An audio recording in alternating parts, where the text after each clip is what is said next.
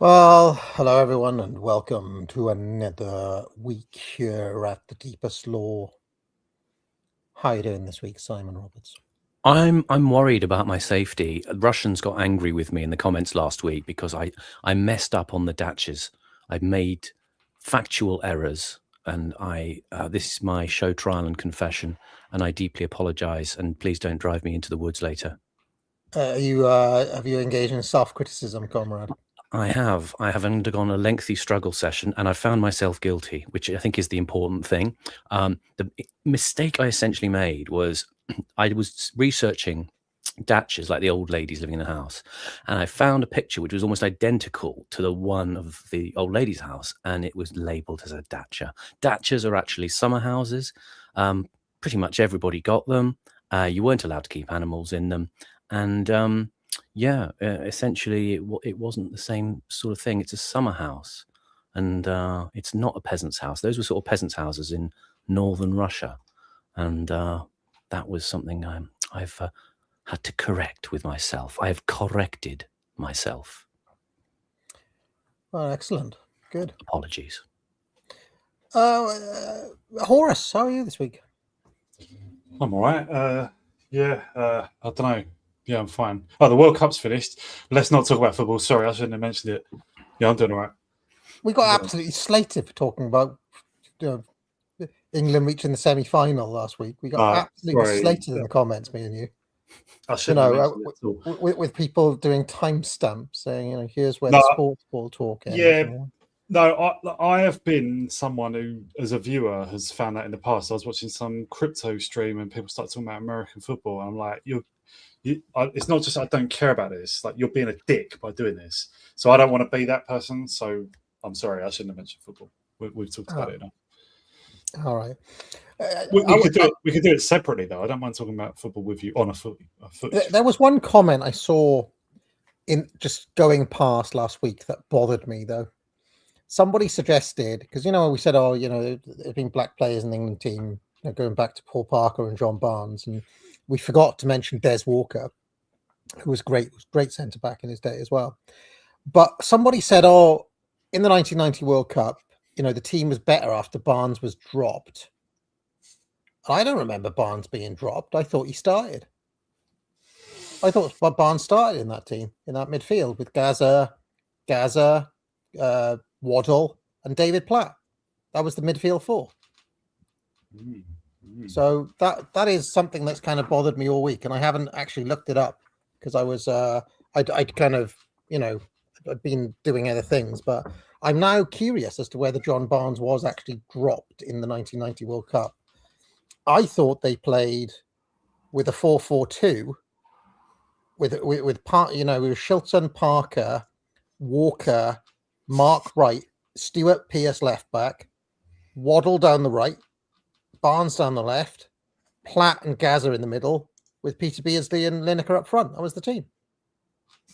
So, I don't know what he means that John Barnes was dropped. So anyway, I would love to know what.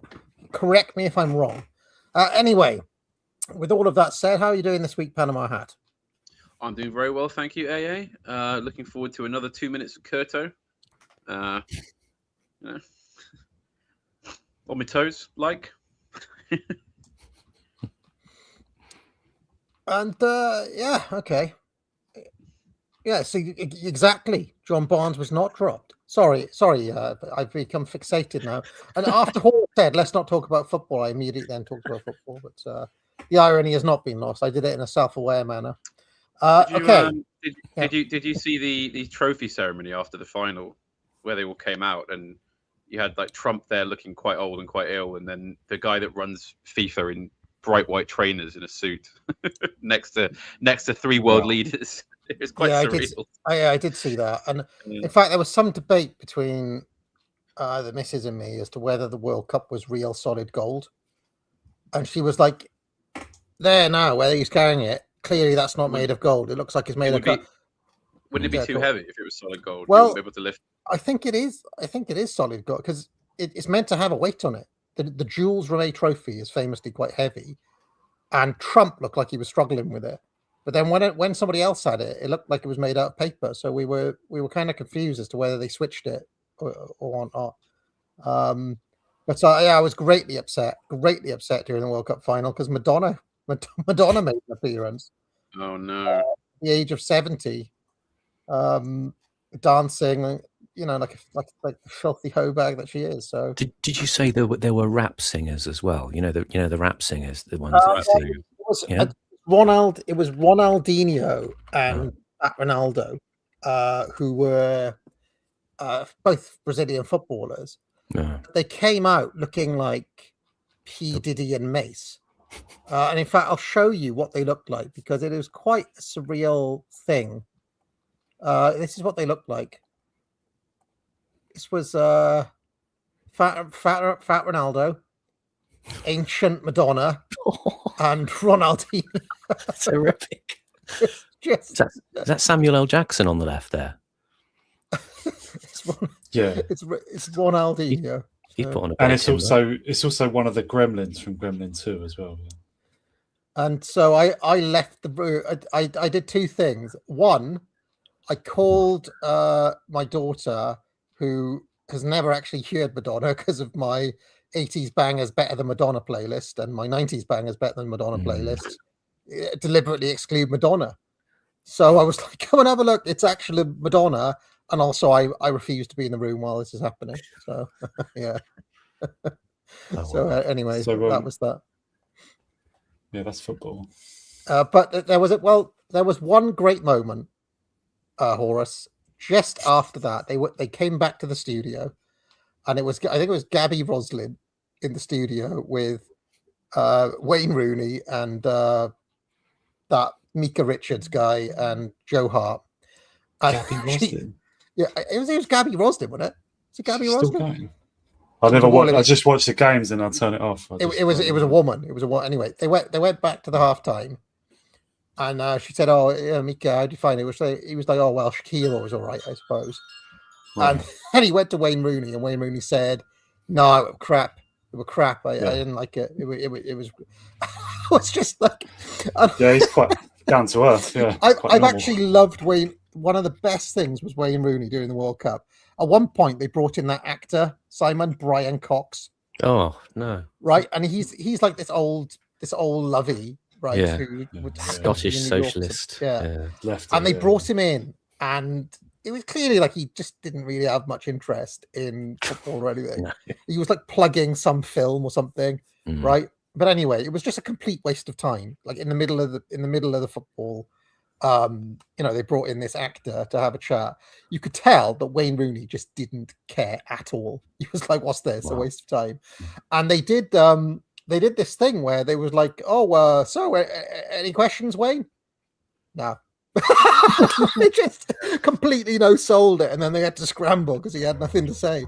And he's been like that he was like that all the way through the tournament. He's been pissed off, isn't he? He's like, "I thought that halftime show was crap. It was crap." Oh, it was fantastic. I loved it. I absolutely loved it. But if we're talking about stuff around footy, so therefore it is all right to keep on about this. Well, I think these are more inclusive. This is kind of more inclusive talk. Yeah. So there was the halftime show, which there never has been a halftime show before. That's just an American thing, right? But there was also a pre-match show that went on for an hour or more before the game, before all the sort of players come out on the pitch and kick it around and stuff. They do a bit of training on the pitch before, but before that, for about an hour, there was this cringeworthy pre-match show. People aren't talking about that, but I had that on silent on a little. Like I was doing other stuff, but I just kept looking at it, and there was like some sort of. I can only describe it as like some sort of camp cowboy in double denim. I don't know what he was singing, but it was like really cringeworthy just to see. So yeah, People ain't talking about that because who fucking turns on a football game like 2 hours before? But for some reason, I did. Is this the Ashes? Have we arrived at the Ashes? I mean, well, there was everybody's- something. There was The something Ashes of else they cricket did or of civilization. during the halftime show as well. After Madonna, and they brought out the Muppets at one point, and it was awful. And Shakira came out. Shakira loves a halftime show, but anyway, because I'm sure I've seen her at several stadium shows like that before. But when they went back, go on. Did she do? She did the World Cup song of like 20 years ago. Anyway, but anyway, sorry. Well, when they went back to the studio, before going back, they ran this like pro BBC trailer. Oh, that thing. Right? Have you seen it? It was like it had that guy. What's his name? Ramesh Ranganathan. Richard Awadawadi? No, it was Ramesh Ranganathan, I think. Oh, that guy, right? The one who's that recently been, I think, accused of being very naughty with his hands.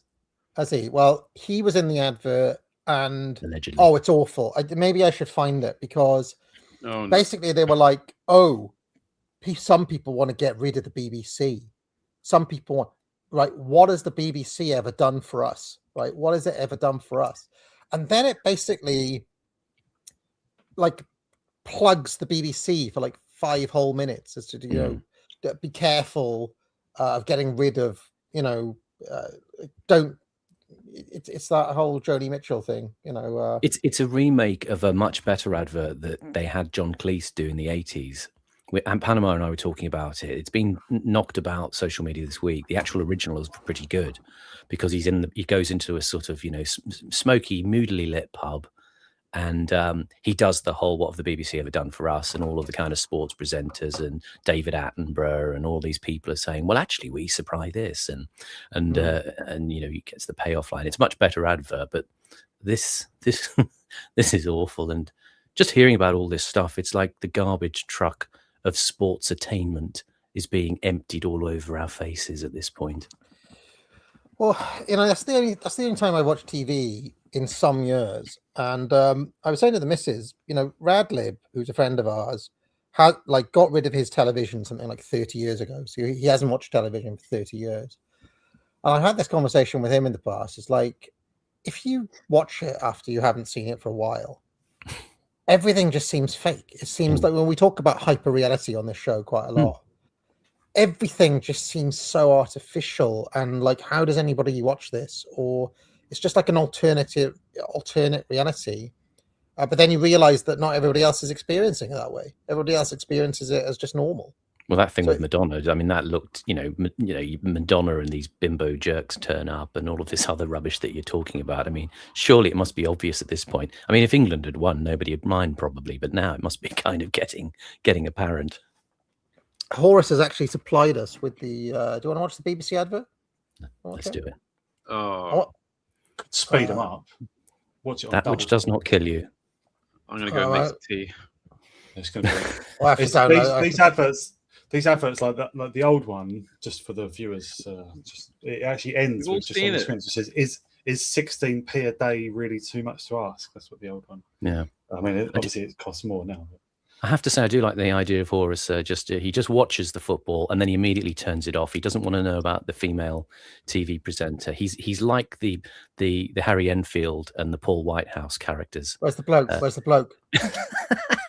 No, I don't. I mean, if you're talking about Gabby Yorath, I can't remember what her married name is. She used to be called Gary. She was Terry Yorath's daughter. Gabby Yorath. What's her name now? Was it Gabby Roslin?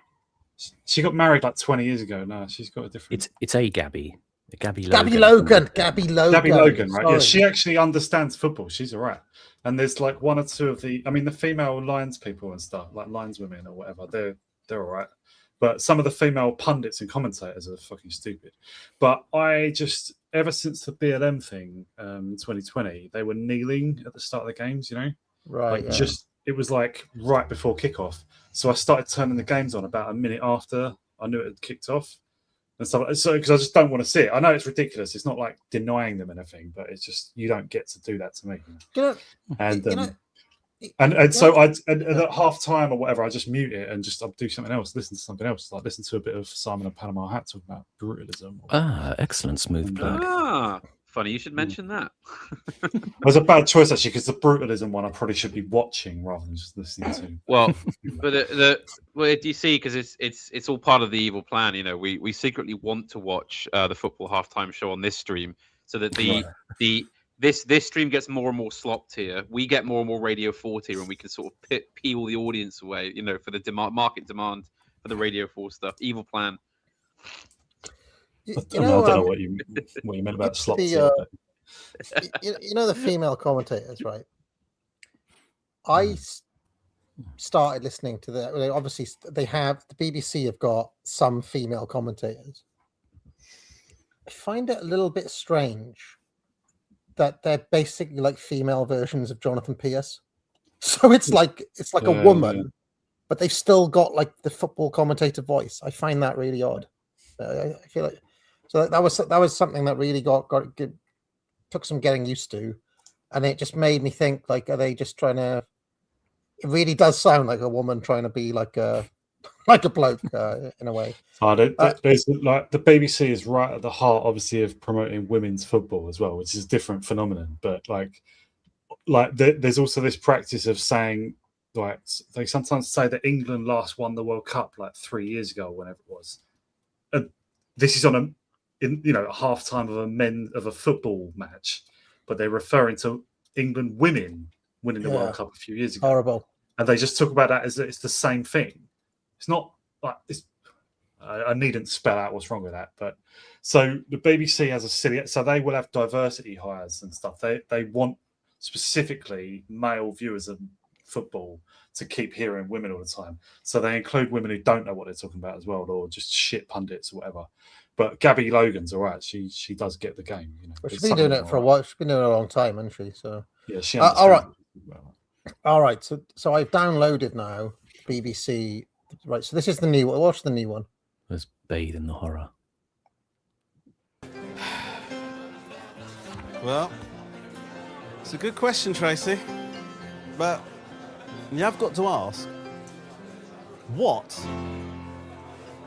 has the BBC ever done for me?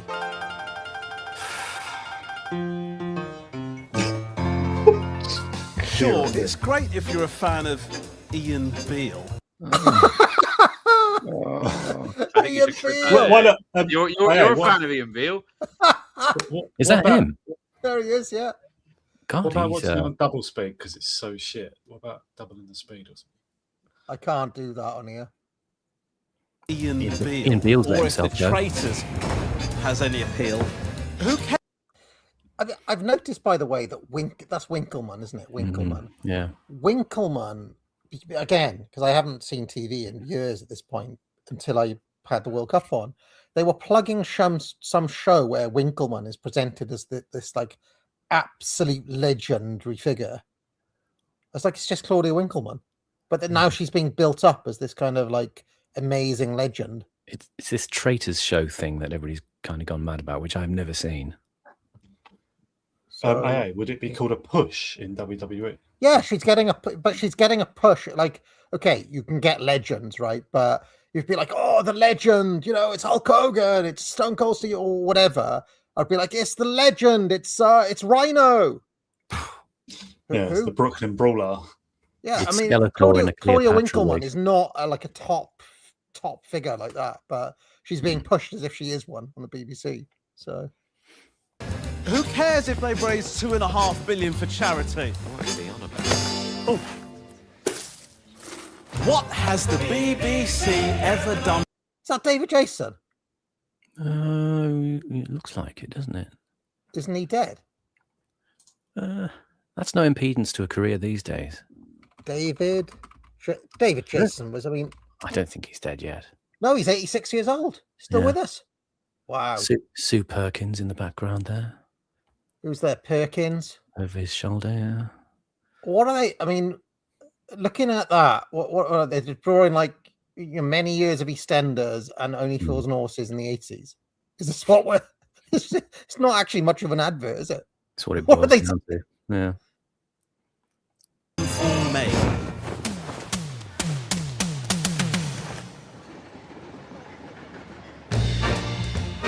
Like these are all the reasons that people don't watch the BBC.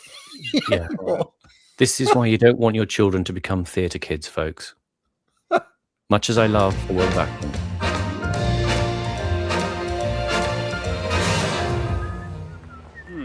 Just completely zero self-awareness. What is that? They're not addressing why people don't like the BBC anymore. What could make the EastEnders even shitter? Like turn What it is into that a on the camp right of the musical. screen? That blue thing. That's a woman. Where are you taking this thing? Fine. They introduced the nation to someone called one fisherman in Aberdeen about a tidal swell. Am I known Cnaig BBC Radio Cymru? Yeah, but I live in Crawley. How does that benefit me? Yes, there are shows I wouldn't dare to belittle. Didn't they just cancel Doctor Who? Well, it's actually quite a cheeky thing they're doing here because they sold the rights to Doctor Who to Disney. But the reason they've still got the Daleks is because the Daleks are a separate copyright, basically, due to illegal fuffle. So they're shamelessly pretending like they've still got classic sci-fi show Doctor Who when they don't, basically, because they've still got the Daleks. So that's what they're doing. Like a record-breaking drama about a hospital. What are we looking at? He's taking a serious tumble. But while you're giving your suspect the third degree... That's not a chicken. It's not good because it's not it doesn't sell it to anyone who's not a fan already. It's You like have to literally all already the be a worst. fan of these things. It's all the worst stuff. Last week we looked at that Silly Sausage Britain Guardian article. I mean, essentially, this is just the core of that world, right? This is just everything they love about Britain is contained in this advert. They don't seem to have any. I don't think they have a conception of anything outside of this being possible. You know. I mean, that's an Aardman animation property. The Feathers McGraw character on screen. That's not even a BBC thing. I reckon I could put together a much better case for the BBC than this. Because there are actually tons of things that we could be grateful to the BBC for, but they haven't put any of those things in here. It's all on the back catalogue. Slot. Yeah. Do you watch Gavin and Stacey in your family though? Because it's got Welshness in it. No, it was never that big in my household. Yeah. Me neither. It was. Everyone used to talk about it, but I never found it funny. We never watched it. You again. Ask them, what has the BBC ever done for me? Yeah, all right, mate. BBC monetize how kids learn. But I'm 48. Why is that my concern? Well, so what if they verify news thoroughly? What has the BBC ever done for me? Aren't you on The Weakest Link? Yeah, you've got a show on Radio 2 as well. And a hip-hop podcast on Sounds. All right, mate.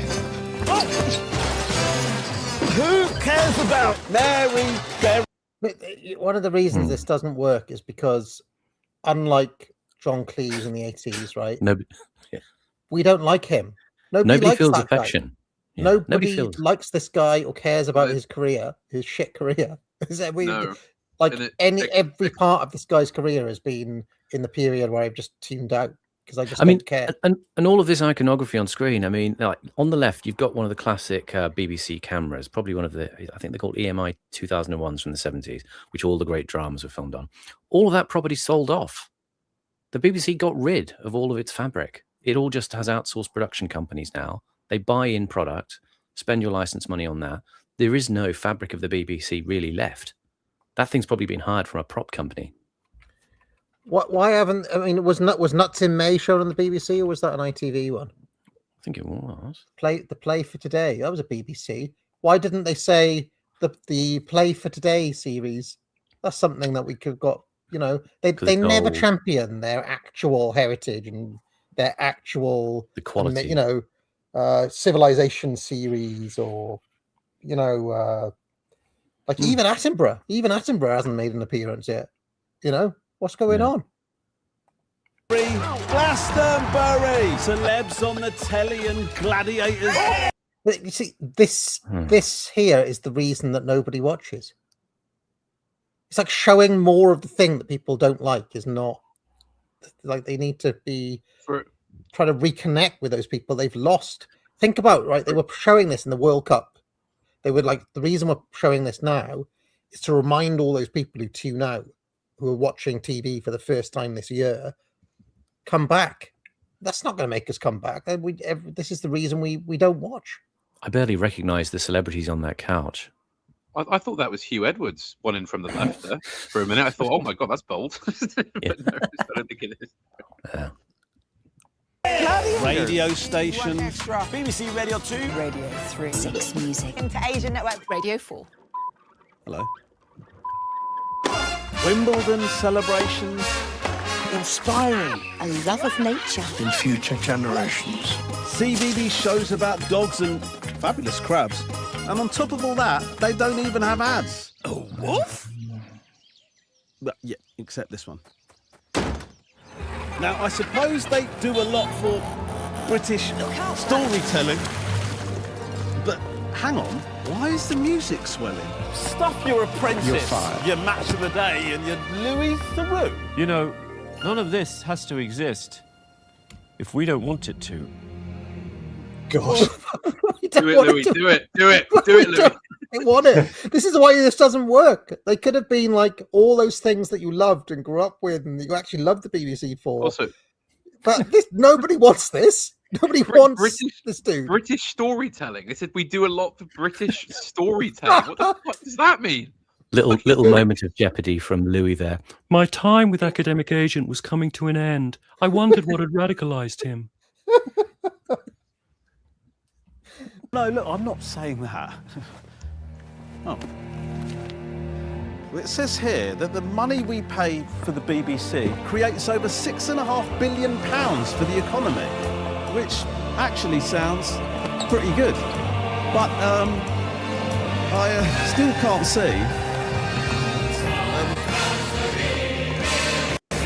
I mean, if it would have been more effective if it had been believable that the guy wanted to get rid of the BBC. Like, why not have, I don't know, Jim Davidson do it?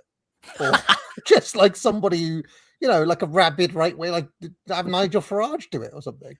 Right? The fact they've made it this douchebag who clearly loves the BBC already, as it stands, it makes it ineffective because his character is meant to be a BBC kind of anti-BBC bigot. You know what I mean? There's an outtake cut where they've AI'd Nigel Farage onto the inside of one of the Daleks, cackling furiously as he tries to wipe out the Asian presenter.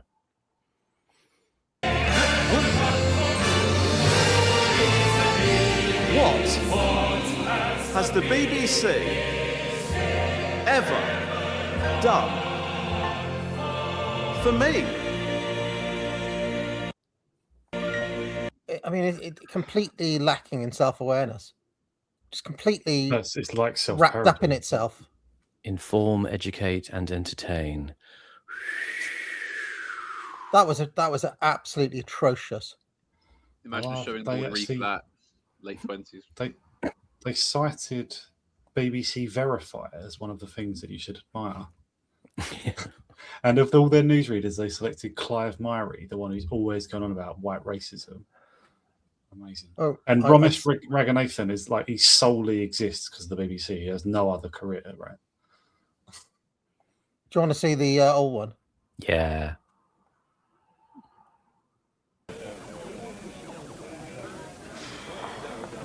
And what can I get you, sir? Oh, give me a gin and tonic. No, make that a double. I need it. I just bought my television license. God, 58 quid. I asked. Believable one, because we know that John Cleese is a right-wing bigot in 2026. So Michael Hordern, the other actor appearing there, was the voice of the Paddington Bear stories. Yes. The originals, the best. Should we go back and see him?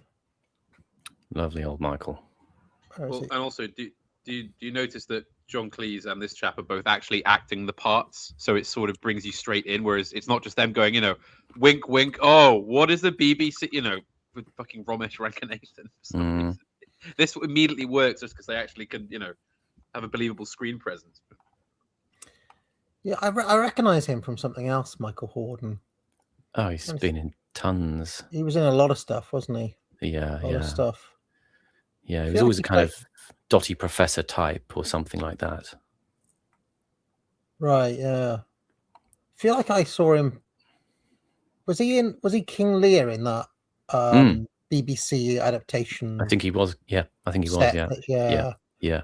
Yes, exactly. People recognize his voice if they hear it. He read lots of audiobooks and things online. Very good. I'm looking now. He was the narrator in Watership Down. Yeah. So there we go. Ah, interesting. All right, let's carry on. Now, make that a double, I need it. I just bought my television license. God, 58 quid. I ask you, 58 quid for the privilege of sitting in your own home, watching your own television set. It's diabolical. I mean, what's the BBC ever given us for 58 quid? God. They make excellent dramas, huh? What? They make excellent dramas, huh? Oh, yeah. Yeah. What? And pretty good natural history films. Yeah, but apart from... That was Barry Norman next to Attenborough there. There you go. 2 classics in one frame. excellent drama and the wonderful natural history programmes, what have the BBC ever given us? Well, there's some jolly good cricket coverage. And golf. Athletics. And Wimbledon. And racing. Oh. Sport. And snooker. It was just a superior world. Was that Steve Interesting Davis? Yeah, I've called this stream "Is Andy Burnham taking us back to the 1970s?" Maybe we want him to. We want to go back there. But we'll get to that in a second. It's a proper pub as well. I think you can probably smoke in it. How could you miss it? And there's superb news coverage from very early in the morning. News? And there's politics. Elections. Current affairs. Yeah, true. Point taken. Documentaries. Alan Wicker. That was Dimbleby before that. What's the Curto? Peter Snow. Yeah. What is the Curto link to David Dimbleby? Oh, Ocean Apart, 1988. The first series reviewed on this Deepest Law. Yeah, all right. Documentaries granted. Consumer programs. That was Esther Anson. We mentioned her last week. Do you remember? Yeah. Series. Fine. All right. But look. The point is... Films. Yeah. But... And radio, too. And 1. And 3. And 4. Yeah, all right. I forgot about radio. But... There's children's telly, too. And So Peter. All right. Fair enough. And that was Patrick Moore. Sky at Night. Playing Space Invaders. Yeah, I like that. That's a nice touch. That would be oddly prophetic for his future role as Games Master. Has he got his monocle on? Can't quite Probably. see Can't see it. Can't quite see. And science. All right. Left now. Fair enough. Yeah, and comedy. Yeah, there's comedy. Yeah, that's always a laugh, isn't it? And there's alternative comedy. Yeah, all right. Ken Campbell. Fair enough, yeah. All right, there's comedy and alternative comedy. But... Boo! Boo. It's Geldof. Oh, no. Geldorf. They were doing so well until Geldof came in. No, don't write in. Just pick up the phone. They did live bait for us. Oh, they did that, didn't they? Okay, point taken, fair enough. But, be fair, apart from excellent drama, the natural history programmes, the sports coverage, news, current affairs, documentaries, the consumer programmes, series, films, Radio 1, Radio 2, Actually, Radio films 3, better as Radio well. 4, children's television, science, comedy, alternative comedy and music, what have the BBC ever given us? Well, there's chat shows. And Wogan. I want to go back, Simon. I've had enough. I want to go back. I'm.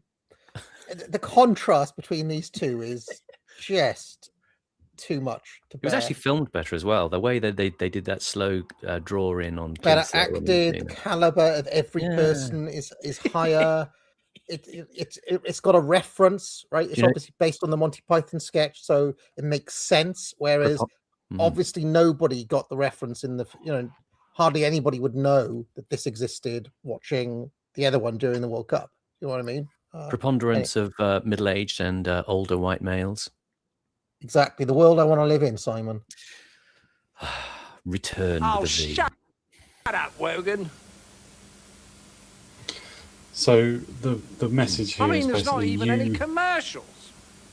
You sort of, you ignorant chumps, you don't appreciate us. You easily you take us for granted, right? You easily forget the 9 o'clock the quality that you're getting for your 58 quid a year. Right? 58 quid seems like a lot back then, if that's sometime in the kind of late 80s or something. It's roughly treble that now, I think. No. Which is probably an indicator of what inflation is genuinely at, rather than 2%, maybe 3% a year. I want to depart from this. Is this finished, by the way? This is just some other bit of footage. Oh, right, okay. I want to depart from the sort of pro BBC consensus that you guys have formed. I hate the old BBC as well. It was always bad. Oh, but you statists, you love it. You love back when you had to buy radio times for BBC 1 and 2 and TV times for ITV and Channel 4. That's it. Former phalanx, get the Libertarian. Yeah. And you loved it when TVs had to be sold with the BBC as Channel 1 and 2. Like they were not allowed to put any other channels first, even though there were only 4 channels anyway. Yeah, 4 channels was already excessive. I think. And the 4th channel is owned by the state as well. Right? Yeah. Channel 4 is another state-owned broadcaster for some reason, and it's just like blatantly left-wing, obviously. And ITV is kind of like contracted out by the state or something. That's weird. Go on, Horus. Put the boot in. Go on, kick him, Horus. That's what they're saying. You were putting the boot into libertarians on your stream about, what was it, about Jonathan Meads. I heard like a severe castigation of me and all the rest. He's found us out. Well, maybe I listened to the whole 6 hours. Maybe we can use libertarian rant by Horus to segue into the actual topic for the stream, because I inspired by I kind of made these images. I'll just share one of them. This is a man in the 1970s watching TV. And the question is, and that's meant to be Andy Burnham there, right? Is Andy Burnham taking us back to the 1970s? That was actually Des Lynam, but I replaced him with Andy Burnham. That's why I was asking us that. And I've got a different version of it. There's Burnham, and watching that BBC thing with John Cleese in it, and obviously that was mid 80s because Geldof was there, but would it even be a terrible thing if Andy Burnham took us back to the 1970s? So this is I wanted to like a little roundtable discussion on this, because in a strange way, Simon, it does relate very strongly to Curto, because I often think that Adam Curtis, despite his claims, is basically trying to get us back to post-war consensus Britain. Yeah. And so is Peter Hitchens. I heard that podcast that you mentioned, where he talked about the boundary would be 73 before the kind of the energy crisis, where it went wrong, where it all went bad. So in a way, Burnham wants the same thing as Peter Hitchens and the same thing as Curto. Is it even possible? Burnham's like mid-90s though, isn't it? He's not 70s. No, but if you listen to his rhetoric, he's like, we've suffered 40 years of neoliberal consensus, and I want to restore, That's only mid-80s though. Well, he basically wants to, he's banging on about Thatcher a lot, and how Thatcher deindustrialized the North. Basically, the harrier of the North. The North has been in ruins, right? The North has been harried by Thatcher, took away our milk, etc. And now, finally, after 40 years of hurt, Andy Burnham is going to take us back. He's going to reindustrialize Britain, going to reindustrialize the North. He's going to redistribute the wealth that is concentrated in London, and that's concentrated for far too long in London, and he's going to give it back to the people, and especially the North. So this is basically the speech he gave. I guess the question is it possible? He actually promised to renationalize industries that shouldn't have been privatized in the first place, to basically like undo Thatcher 40 years later. Or 50 years later now. Do we think it's going to be possible? What do we think of? Do we support the vision? Do you think? Do you actually want this? Because when I listened to his speech yesterday, there are a couple of points where I thought, oh well, I could get behind that. I could get behind some of the things that he mentioned. Is this talk with us? Is this? Yeah, this this is it's just open discussion. I can go around go to you first, Horace, if you'd like. It's just a vibe. You can't have the past back, so it's just a vibe. What about the economics, though? Do you think that it's feasible in some way? Absolutely not. Yeah. No, they're really at the cliff edge already, or near the cliff edge. They drastically need to reduce spending immediately. So no. But we could go to the IMF. It'll be just like the old days. That is the thing that apparently brought in neoliberalism, though, isn't it? Or the Healy-Wilson reaction. Yes, that is the problem. Yeah. He'd change the economics, but he'd keep all the kind of post-Maastricht social chapter stuff that worked its way into Blairism. That's the problem, isn't it? I think it's probably worth reminding ourselves, right? So the Daily Telegraph wrote about this. I'll just share my screen here. Vernon Bogdanor wrote an article. Where was this? In the Telegraph, do you say? This is the Telegraph, yeah. It's kind of left-leaning. Bogdanor. Burnham's 1970s nostalgia ignores just how hellish that decade was. Powerful trade unions dominated a country that was living on borrowed ideas, borrowed money, and borrowed time. Uncollected rubbish piling up during a bin strike became a symbol of national decline in the 1970s. But Andy Burnham seeks to reverse the neoliberalism which he believes began in the 1980s. He was born in 1970 and so can have a little memory of the 1970s, a disastrous decade. Perhaps it would be helpful to provide some historical reminders. The 1970s were years of transition. We found ourselves, in the words of Matthew Arnold, wandering between two worlds, one dead, the other powerless to be born. The economy was dominated by nationalized industries, state intervention, and trade union power, supposedly legitimized by Keynesian economics.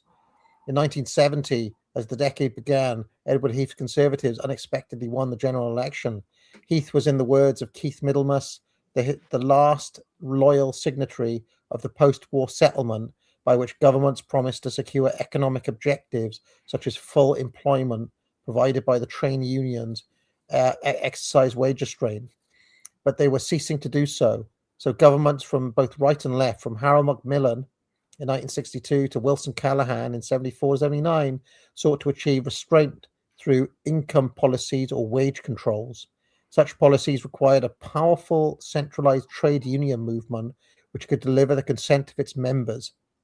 But by the 1970s, union militants were no... Go on. Yeah. Pause. Sorry, I meant. Yeah. Do you want to read out the whole thing? It's quite long. Well, I wanted to. There's a flavour. There's a flavour of it. Yeah, we don't have to read out the whole thing. He's basically endorsing what the right of the Labour Party or the left of the Tories would have realised, which was that the IMF bailout means your pre-existing path was fucked, but it doesn't mean go for full Thatcherism. But Bogdanor was like maybe a sort of left-leaning centrist, obviously criticising the left there for just their unrealism, which they did have. He's like Bogdanor's done loads of lectures, so you can watch him on YouTube for Gresham College, and he's often on BBC and Sky or whatever. He's like commentator on politics. He's very much like just a sort of like sensible centrist sort of view, you could say. So, yeah, and in fact, there's been several such articles in the Telegraph. There's another one that was written 4 days ago. Burnham's warped nostalgia could sink Britain, says the Telegraph. Right, basically the same article written in a different way. That Britain was in a desperate state in the 70s. Energy was rationed, the 3-day week, rubbish piled up in the streets. And, this has been basically the Thatcherite argument our entire lives. Now, Simon, chat a couple of weeks ago, just in jest, I tried to kind of be pro-Thatcher for a stream. I got absolutely chewed out by the chat.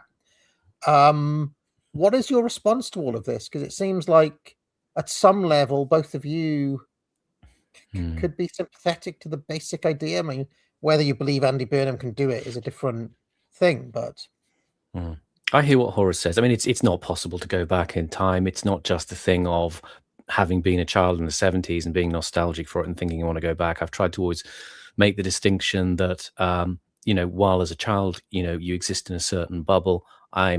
This idea that people born in the 70s kind of, some people talk as if, even as a child, you went around with your eyes and ears closed and somehow didn't take anything in. I was born in 1971, so I took in a fair bit of the 70s. I was aware of what was going on. I read quite early on anyway, so I was fortunate in that I was quite aware of things. And the general flavor of life in the 70s for the adults probably was pretty strained, pretty tough. And the fact was, where I was living in the northeast was kind of like when the supertanker turns the engines off and it's slowly grinding to a halt. The times in where I lived in Hartlepool were still pretty good, actually. The pictures of the rubbish in the winter of discontent, well, it didn't really happen in the northeast. That was London. But up in the northeast where I was, the economy was actually still reasonably buzzing, even though I think the steelworks closed down around the year I was born. But the momentum carried on for a bit. So the town was still quite lively.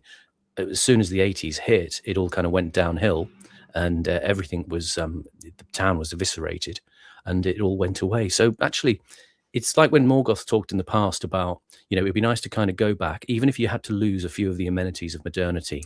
It would be nice to live in that kind of place again. And that's kind of what I lived. That's what we lived. That's what it was like. I talked to Panama recently about the feeling of being back in that time, not on a sort of nostalgia level, but the sense of how the country was just very different from what it is now, and how our attitudes were normalized in ways that are now made out to be freakish. Well, a conservative journalist, a well-known one, has weighed in on this. Shall we hear from him? Mm-hmm. Some people are trying to attack the new Prime Minister, Andrew Burnham, by saying he wants to take us back to the 70s. I say be careful about that. There are still a lot of people about, and I am one of them, who look back on the 70s with some affection. It wasn't anything like as bad as it's been portrayed. You could run a household on one income. Inflation hadn't really taken hold. The prices of things were still reasonable. At the start of the 70s, we even still had our old currency that worked so well and was got rid of for no good reason. There were plenty of jobs. You could walk straight out of school or university and find work.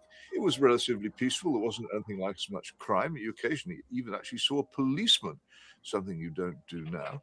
And the schools hadn't gone completely downhill because the comprehensive revolution had only just started. I'd say be careful accusing Mr. Burnham of wanting to bring back the 70s. A lot of people would quite like the sound of that. So there we go. Weirdly, what do you have to say to that, Horace? Weirdly similar. What do I have to say to it? What is Yeah. just saying, You it's just saying there 70s was some- rejectionist. there were some good things. Some things were better. Yeah. What he said about inflation, Simon, you thought that was credible? I mean, like prices were lower then. Yeah, sure. Well, I mean, I was a very lucky kid. I started off getting 50p pocket money a week in whatever it was, 75, something like that. And then it went up to £1 eventually, but you could buy a lot with £1. That's all I'm saying. Yeah. I could, for kids things. I suppose things probably did feel a bit more attainable. I think my parents' house, I think it was sold in 1981 for about £24,000. It was kind of a reasonable sized end of terrace, 3-4 bedroom sort of house, not huge, but compact. And we only got out because the recession was kicking in. And, it was, nothing like it is now. Remember when there were recessions? Remember when governments used to admit that there was a recession on, and now we've been living in one for like 20 years and they just deny it. Like everyone's in fucking recession except like Nvidia and Apple. Like, as to what Hitchens said, I mean, he's just expressing a vibe again, isn't he? I mean, like, what's the policy? What are you actually calling for? Obviously, Simon agrees, right? You can't have back the past.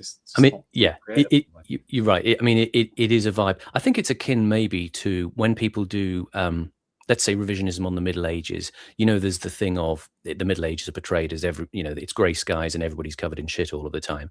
Whereas actually, things that AA has done, 1381, John Smith, there was an idea of a livable life that happened in those places. So, because you see things in black and white film, you think everything was rubbish, but it's just like, no, it was it was just a world where you just had certain constraints, but they didn't feel like constraints. They were just the limits at that time. It wasn't until, Tony Blair came in that everybody got steel cooker hoods and laminate floors, and everything had to look like, you lived in the home of a Hollywood celebrity. I mean, people lived in, slightly crappier houses back then, but you didn't worry about that because you were sort of unrestrained in what you felt you could do and live as. I was a kid.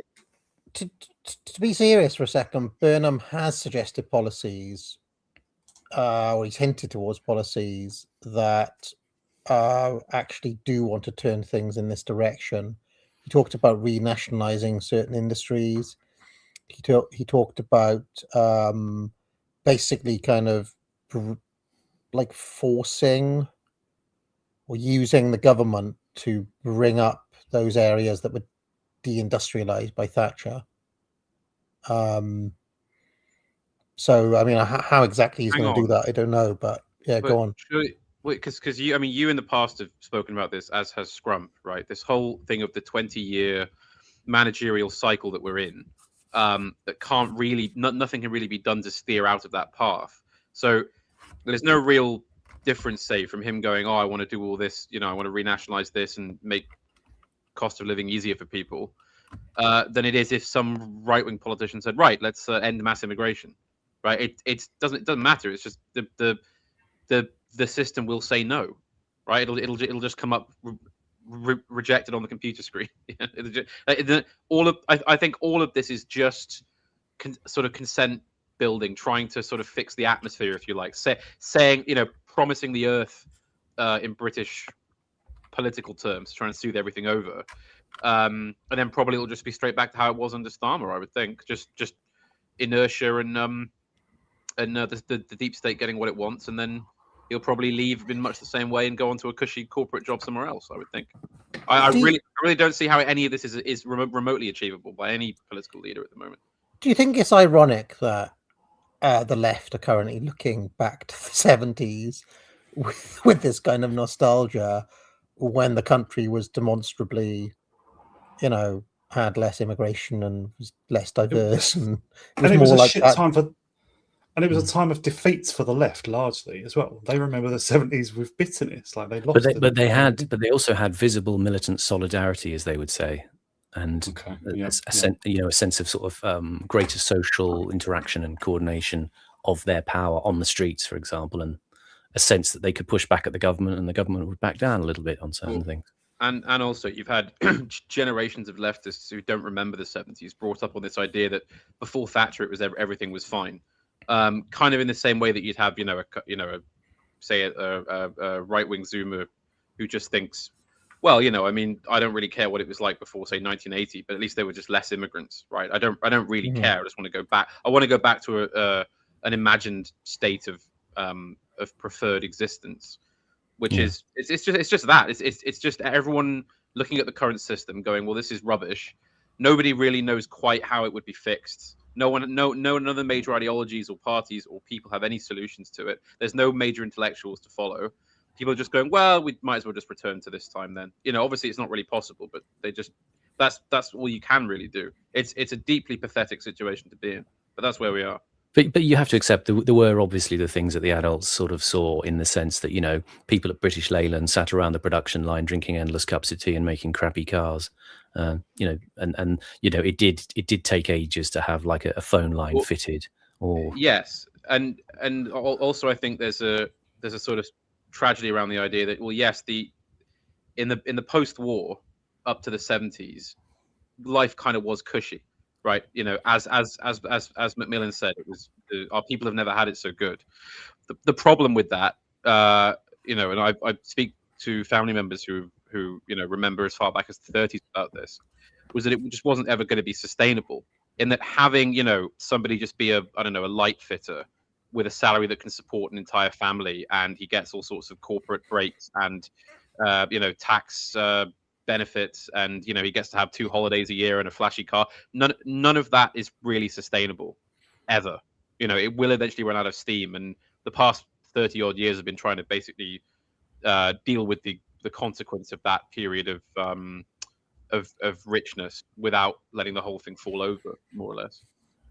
To relate this to Kurto, one of you chaps mentioned earlier that Curtis himself, I mean, I've said this on previous streams, that Curtis seems to have a nostalgia for the 70s. Yeah. I don't ever get the impression that he thinks that you could bring it back, though. He never seems to be calling for anything like that. I think you've got to sort of abstract it a bit from the 70s per se. Sorry, you know, yeah. he I mean did a the bit of- post-war consensus. Sorry. Yeah.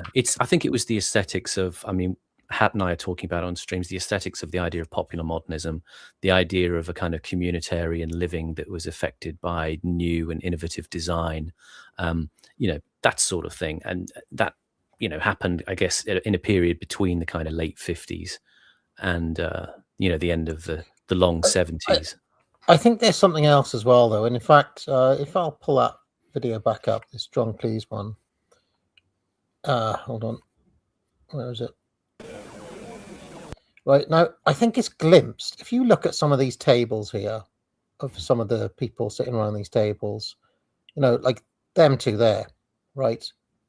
Barry Norman and David Attenborough, say, right? Now, clearly they're not normal Brits. They are what we would call elites in privileged positions, okay? But there was this feeling, right, in that kind of Britain, I think, that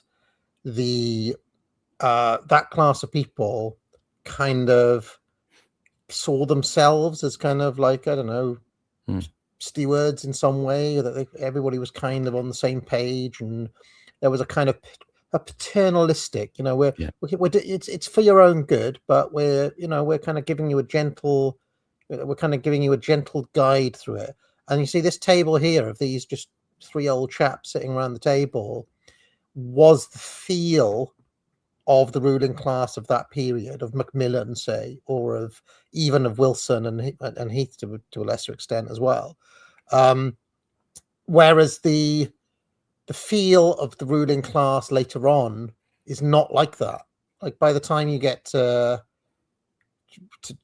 Blair and Friends, it just feels like a completely different ball game, and it feels like more. It feels more like they're a set of managers who are setting targets and things like that, and them who are more, I don't know, they don't feel paternalistic in the same way. Just we talked about this on the stream about the way that you had men who had been through proper violence in the war, or they'd been in national service, and to an extent they sort of knew the parameters of how an orderly society functioned on the ground. They'd seen abject chaos and destruction, so they could keep a sort of sharp eye on what was going on, and they perhaps did take a sort of informally self-appointed custodianship of whatever room they were in, but they didn't necessarily go in with the size 12s and the legislation to say you can't say that, you can't do that.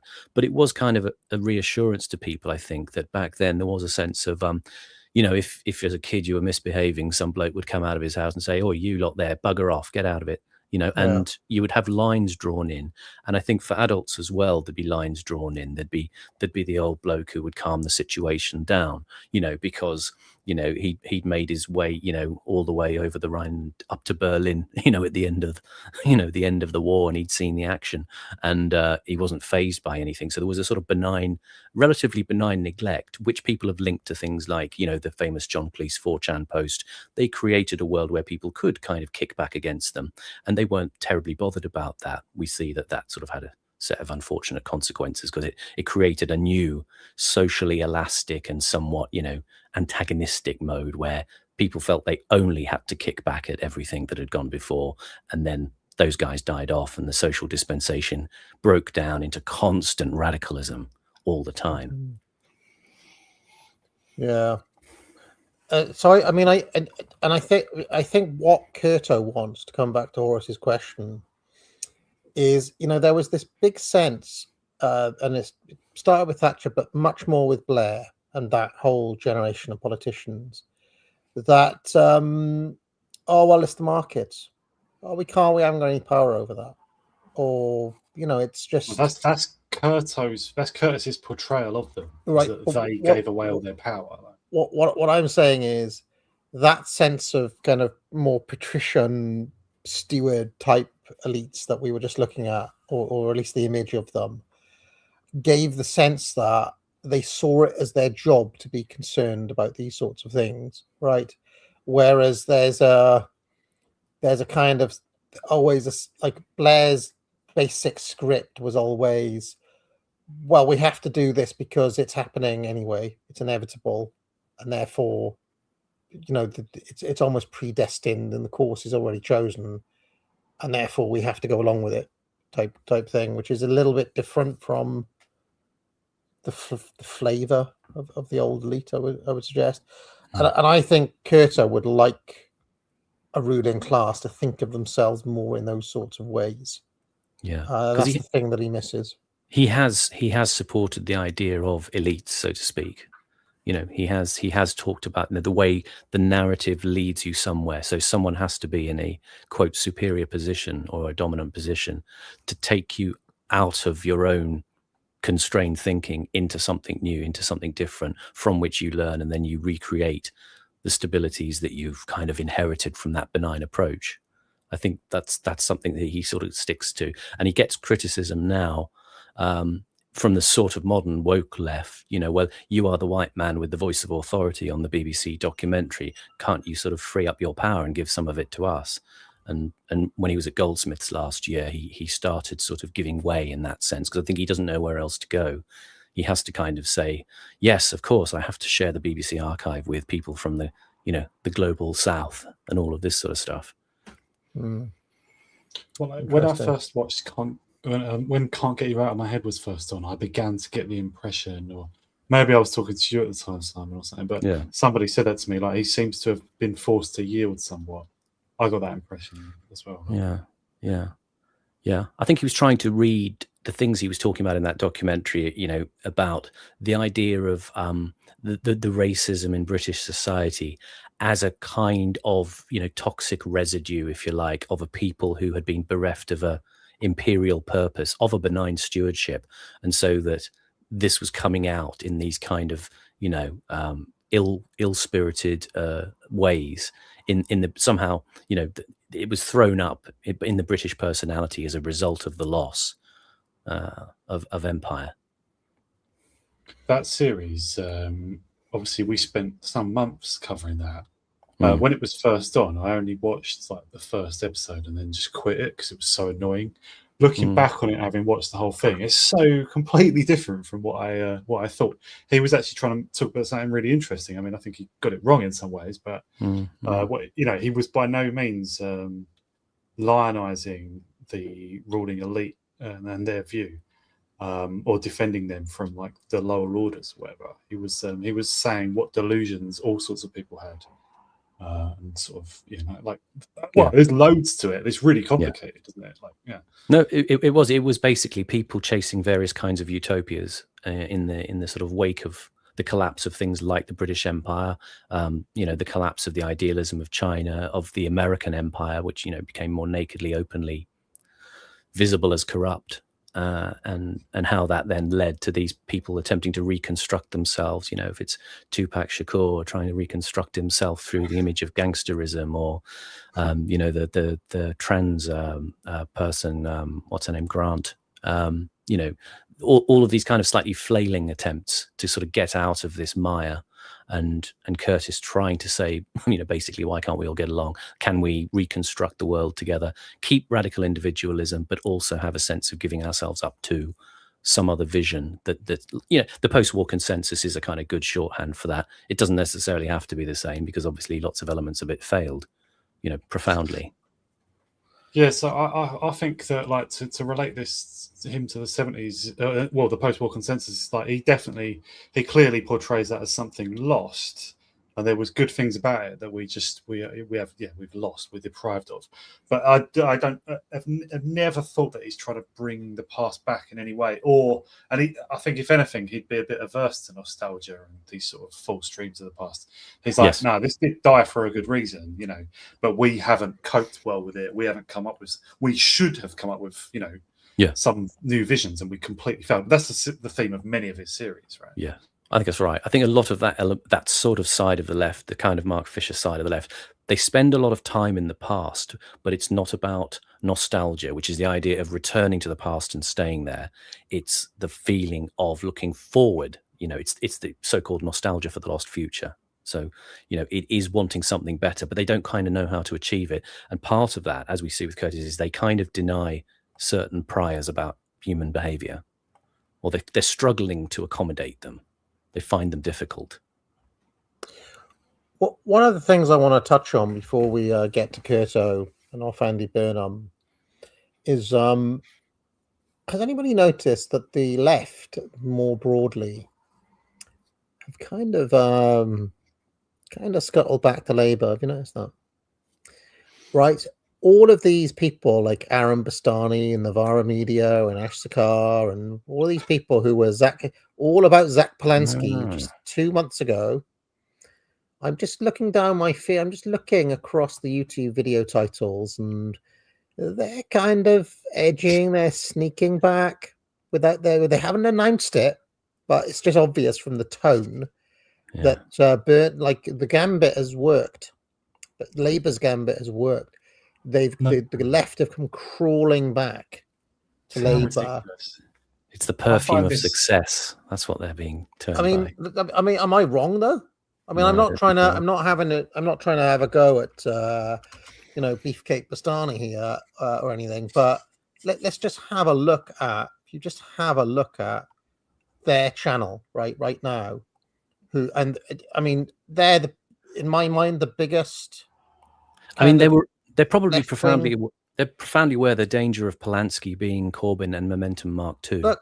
Look, right? Why Britain needs publicly owned water.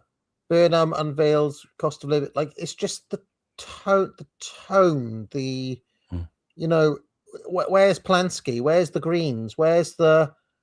It's and this girl here. This I've covered her a couple of times as well, and so if you think about what Labour did, they got the left to localize the problem with Starmer, tied Starmer up and stuck him down a sinkhole. They got to articulate their anger with the party, right? You can see in her spiteful, slightly Owen Jones vibes, anger at Starmer. That's dealt with. Now there's a new energy in, and we can get excited now about Burnham doing left-wing stuff, essentially. I think this might be their Boris Johnson moment, to be honest. I think this is a case of, finally, after so long, somebody who's, one of us, he cares, he's from the north, he wants to nationalize everything and bring back this imagined state that we like. And, probably what's going to happen is the equivalent of what happened with Boris for the right. They'll just be, turns out he can't do anything that we wanted. It's going to be exactly the same as before, if not worse. And then he'll just resign and get out scot-free. It's my prediction. So all I'm saying is, right, this girl here, this No Justice, I was keeping an eye as my kind of like, she was all about Andy Burnham and the Greens, and who was that? You mean Polanski? Who was that? What was that blonde woman? The one who beat Partridge? Hannah Spencer. Hannah right? the plumber. Yeah, Hannah the plumber. Right, they were all about Polanski and the Greens just a couple of months ago, if you remember. Right, let's just have a look at their channel now. Andy Burnham cabinet tier list. Right, Burnham talks a good game. Will he deliver? Right, they're playing footsie. Where's the last tier list? That's been watching your channel. Where's the last time that she talked about Polanski? Look, where's the Greens? Where's the Greens? How far down do we have to go till she right now? What I'm saying is, is it over for the Greens after Makerfield? Last mention of the Greens. Okay, and I'm just saying that on the face of it, they've lost interest. Disposing of the radicals. They've lost interest with Polanski, and you can tell because it's all about Burnham at the moment. And that's not just because if they were dug in and if they were truly representing the Greens, they wouldn't do that, would they? Think about someone who likes Restore. They wouldn't go crawling back to Farage. right? They'd be like, they'd have set their stall out, but they haven't done that. The gambit of switching out Starmer for him has worked. That would be my little observation.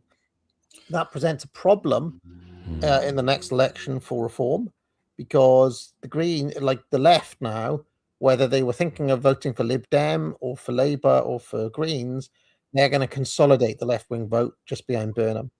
And that could actually win the election for Labour. So it could be a good gambit. This is where I wonder that the left has better instincts on the ground. They know where power is shifting back to, and they can kind of, hunker into another formation quite quickly. Whereas on the right, there'll be a sort of level of idealism about, this is the perfect, party or configuration that we want. Whereas they will go, oh, the vibe is shifting. Yes, the success is over here now. Let's go. Yeah, so and I also find their quiet scuttling over very interesting to observe. Although I will note, as I noted yesterday, that bitter, toxic, poisonous Owen Jones is not taking the bait. He is remaining stubbornly out on the limb. So there is that. With Novara, they do have some previous for this. Like they previous. When the EU referendum happened, they were like, there was no Novara line. They took different lines, different people there. But I think Bastani and one of the other main ones were for leaving until about a week before the referendum, when they just said themselves, like, actually, this scares me.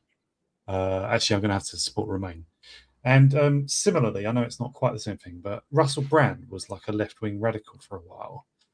And 2015 election, again, he was like, for weeks and weeks and weeks, months, as soon as the election was announced, he was like, don't vote. Elections are, it's just a trap. It just draws you into supporting the establishment. Both parties are the same. Then a week or a couple of days before the election, he was like, actually, sorry, cancel that. I've got Ed Miliband on today. I'm going to interview him, and you need to vote Labour. And they do this, right? With the Corbyn thing, Novara were one of the main people who stuck by Corbyn most of the time. And then when the Equality and Human Rights Council ruled against him, then they suddenly fell into line with that body of the state, which was created by Blair, the right of the Labour Party, their enemy. They just suddenly fell into line with the ruling of that. Like, that's an authority. Like, they've got this thing where there's a limit to their radical. They're like within 80 or 90% of things, they're free to be proper radical communists, proclaiming themselves to be communists. They're for tearing everything up. But suddenly they do snap back into line on certain things. And at this moment, I'm sure it's just a success calculation, sort of like what you said, Simon.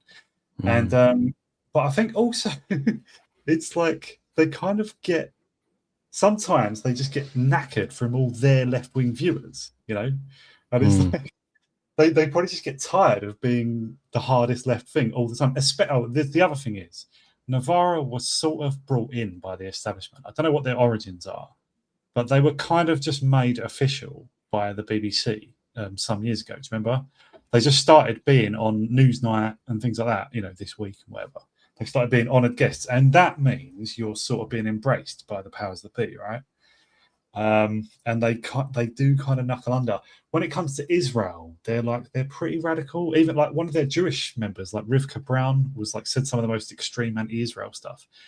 But it's also a Norman Finkelstein thing where actually they're not actually criticizing Israel. It's rhetoric. It's angry sounding rhetoric. I don't know. I've seen Novara cleave back to the center sometimes. I don't know what's going on, but they do have previous for this. They come back to the establishment. And I think it's psychological. I think you're right. I think you're right. I did notice somebody mentioned in the chat, is Simon looking at the chat? I do look at the chat. I don't know. Have I parroted what somebody said or something? I don't think I've consciously done it.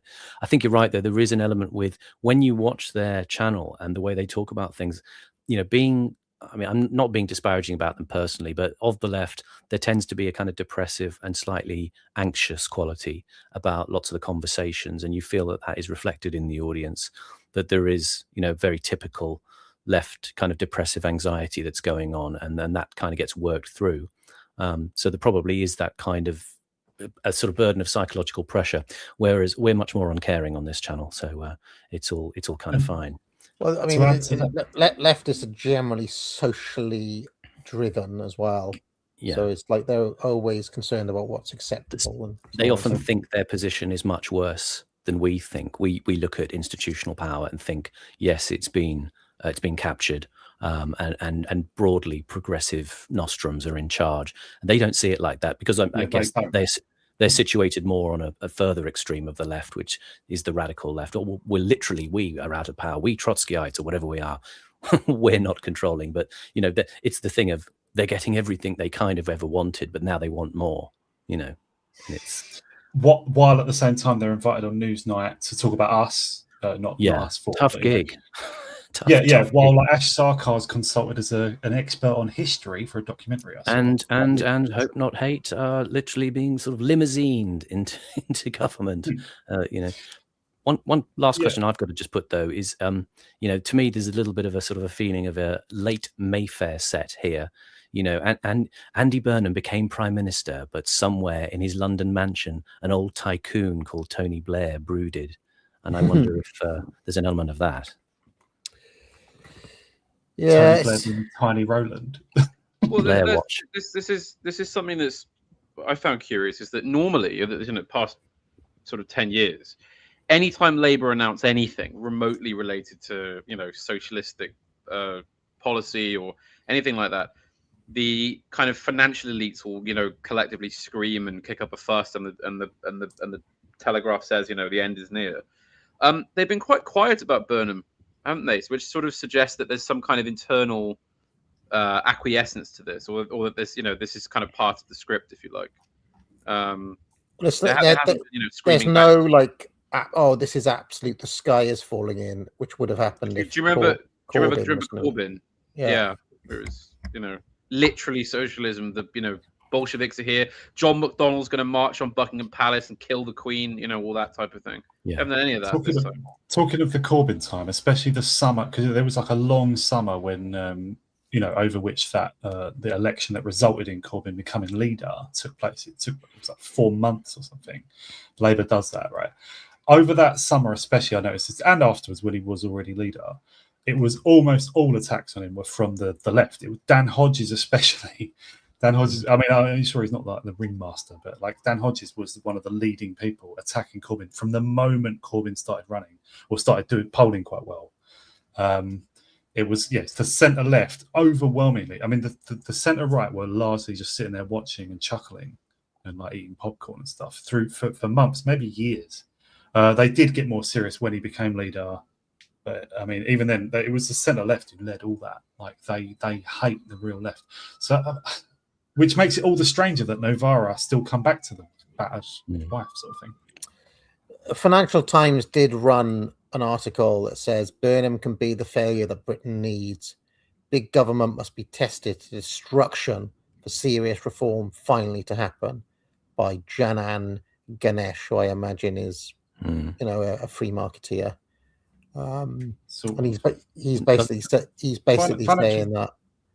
Yeah, go on. Well, just Financial Times is not pro free market. I know that might sound like I'm just being a classic libertarian, just saying no true Scotsman sort of thing, but it really isn't. The Financial Times is pro intervention. They are just pure status quo. I think Janan Ganesh is kind of a BBC sort of liberal left commentator. Actually, he used to be on the regular sort of Sunday talking about what's in the papers kind of program, I think, with Isabel Oakeshott and Tom Newton Dunn a few years ago.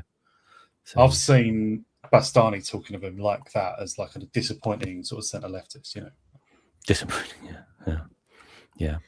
We should try and trap one of the Novara people. We should set a trap. Use Time Stealer as bait to get Ash Sarkar in here.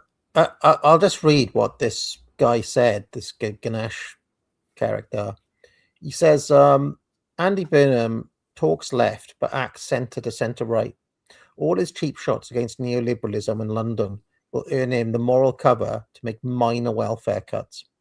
Labour MPs who cannot very well dump another leader cooperate. His various crusades to end rough sleeping, to move his office up north, are tellingly inexpensive. He knows the Labour movement is made up of featherheads who just want nice vibes. Like Bob Hawke and Paul Keating, Australian Labour leaders who deregulated their economy, Burnham starts to make the left feel okay about doing heretical things. Then, as the next election nears, he electrifies Britain with an announcement. Brexit was a mistake, he says, with no anger towards leavers in those lovely sad eyes of his.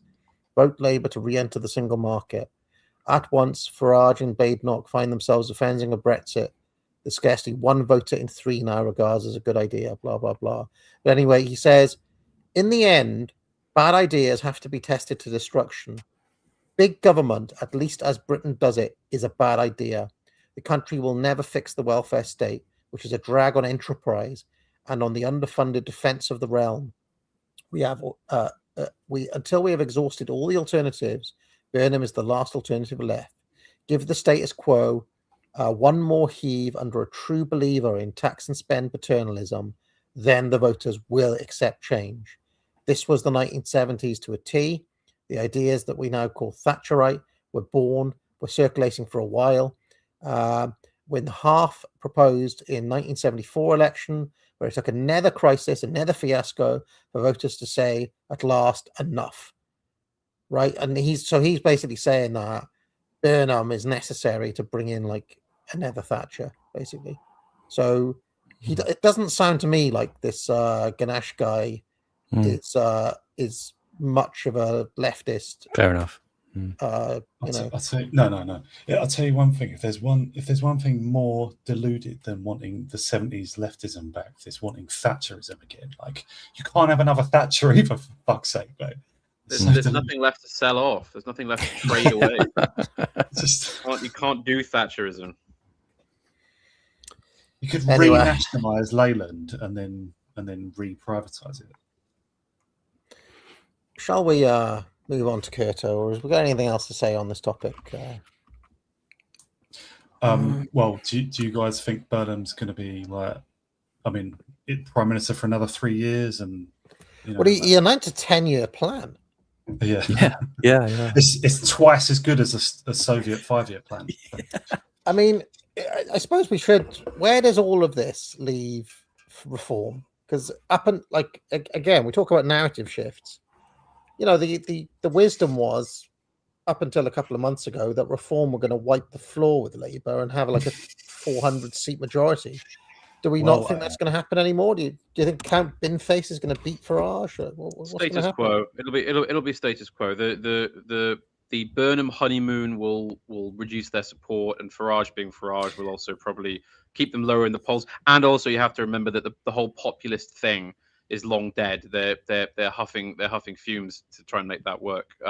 Nobody wants to emulate Trump anymore for obvious reasons. And what'll probably happen then is when Burnham starts to wobble and crash, they'll pick up support again, and it'll be like it is now, basically, sort of neck and neck. The Daily Telegraph axis and the Murdoch Talk TV sort of grouping are expressing sort of some disparagement of reform. Daily Telegraph's generally taking kind of isn't Kemi doing well kind of stature. Well, this is what I wanted to ask AA about this, because I've noticed recently that the Tories are very slowly but very steadily reassembling. They're picking up support back in all over the shires. T1000. They're coming back. They're coming. I think they genuinely might make a comeback with the consensus politics, because, I mean, you have to remember that for us on the internet, this might seem like a new era. For most of the people in the country, this is just a blip, right? It'll just be 2010 again in 5 years. Panama, I know now why you cry. So, are you saying it's actually the electorate who want the 70s back? Maybe you're right. Well, I mean, I could tell you what I want from a personal, selfish point of view. Yeah. I want stamp duty on second homes completely removed. I want an end to tax on me, personally. I want digital ID gone. Making tax digital. I want that. I heard you. I want that completely removed. Preach. I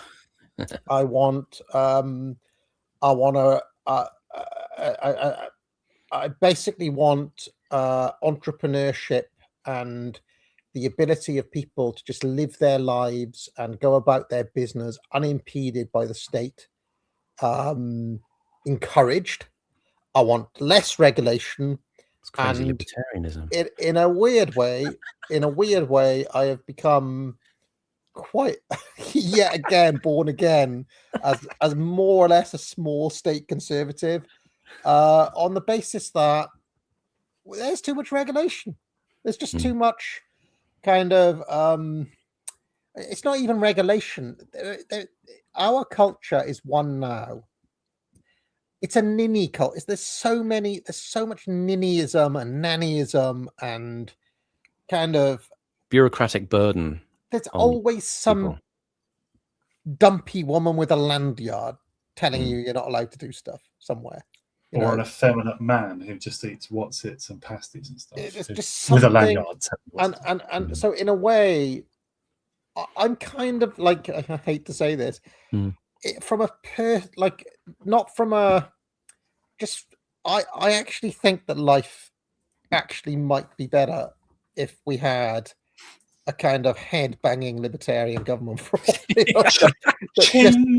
that just took a hatchet to it. Like in Argentina, they've got that douchebag, Milei guy, right? I know he's an Israel shield and all the rest of it, but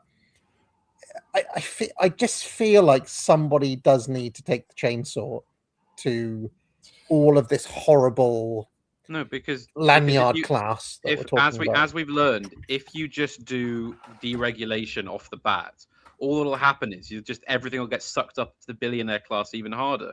BlackRock will get more powerful. You'll be in the same shit then, AA. It doesn't change anything, does it? I'm taking this as a win anyway. I've won basically. I've converted. How am I going to get my cottage with 40% on stamp duty? Yeah. Save up your pocket money. Cut back on cigars. I'm not 40%. Yeah, I can't do that. Rachel Reeves and Labour have converted AA to my ideology, so I win, and I think we should start going now. Ding! No. Yeah. Press the bell. See, look. He's become a second home-owning bourgeois, and all of a sudden he's a libertarian again. I don't know. I do not. And it's like it's a really like time-bound 80s sort of like Tory boy, the young conservatives type of libertarian.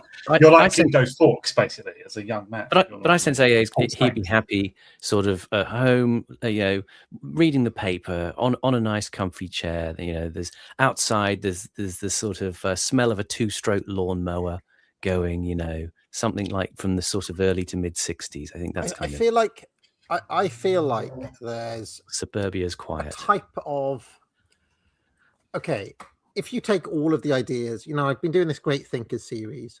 I talked about Michael Oakeshott yesterday, for example, that strain of conservatism, or in, even if you take many of the, the ones that people think are more hardcore, like Evola or something like this. I think there is something to be said for light touch government, right? Nobody wants the kind of state interfering all the time. No, they do. Right. The ninnyism, the kind of, and this is a streak. If you read Robert Michel's and the original elite theorists, they were not arguing for, these kind of impositions where the state is actively stopping people just living their lives or, going about their business. So, in a strange way, I still have had that vision of the hallowed Britain of 1913, where, a man could go about his post office. Exactly, a man could go about his trade, whether he was a fisherman or an aristocrat or anything else. Revolution of massive scale, Revolution of massive scale has happened. It's too late. It's gone. Lloyd George came and invented national insurance. It's all gone.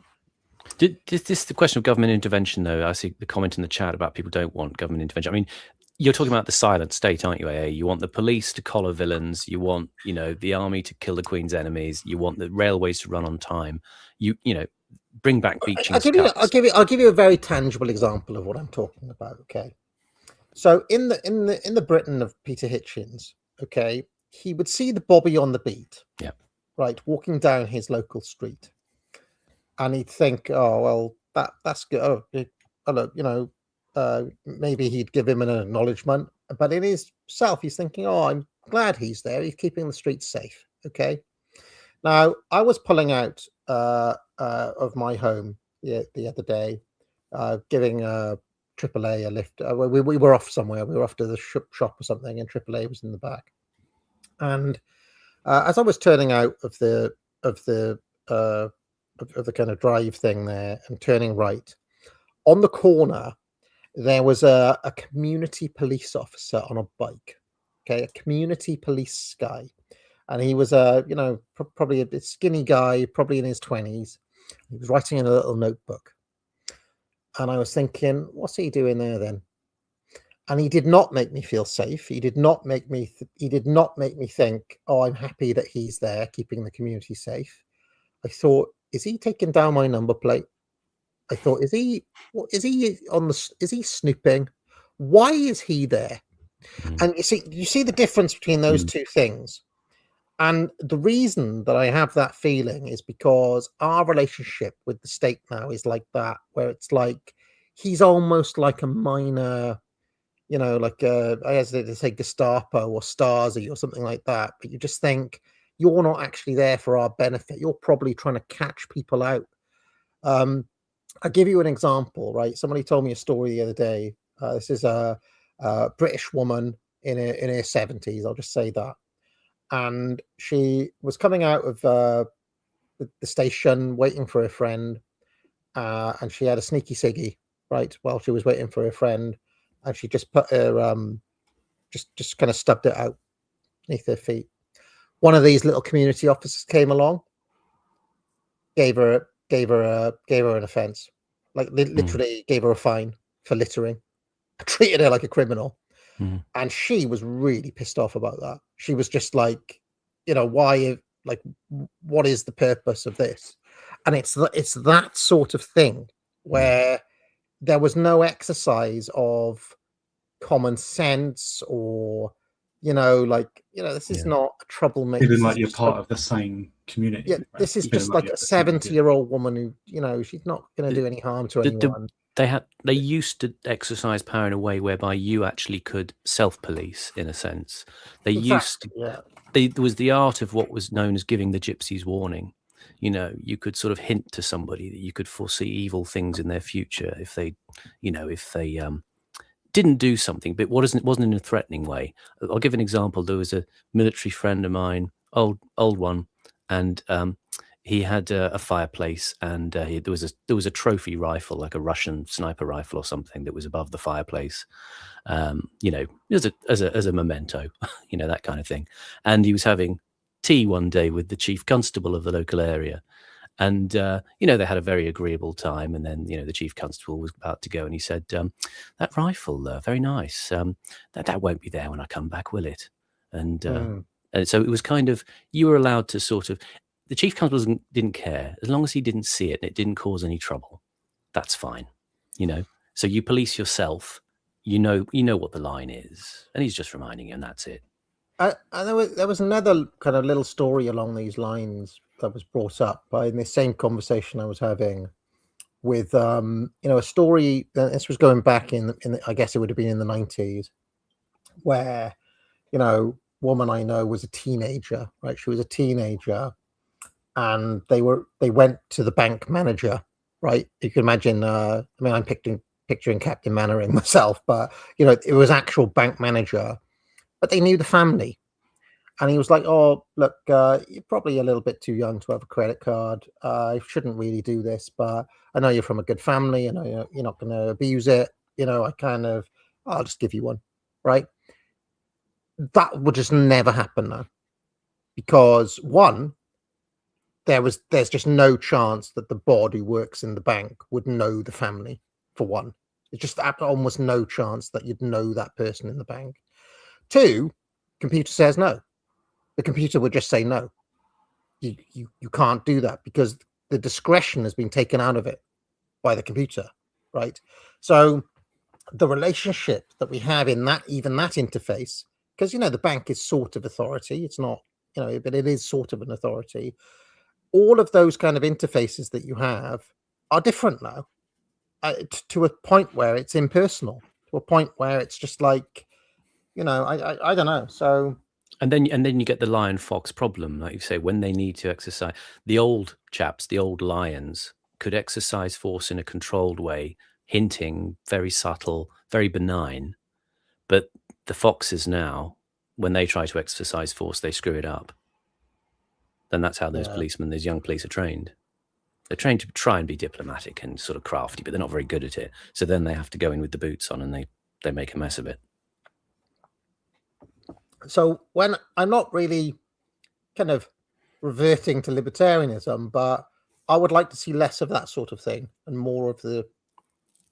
I mean, whether it's possible or not, I don't know, because, like you said, it's a problem of mass and scale, etc., etc.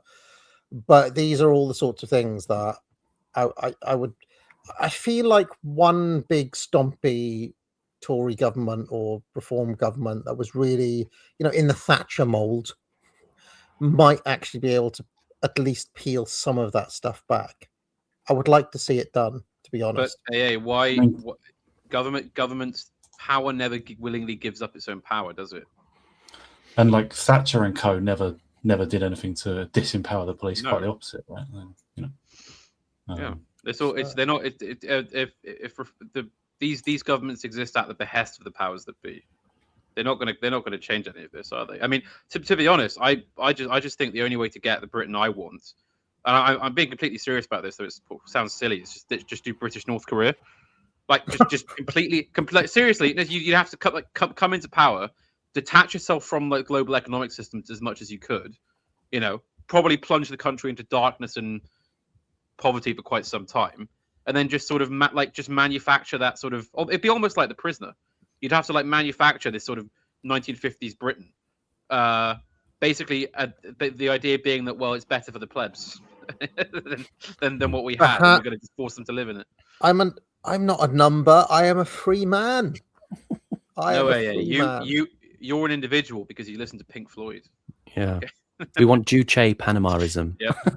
That's what I want. That's what I want. Dear, oh dear.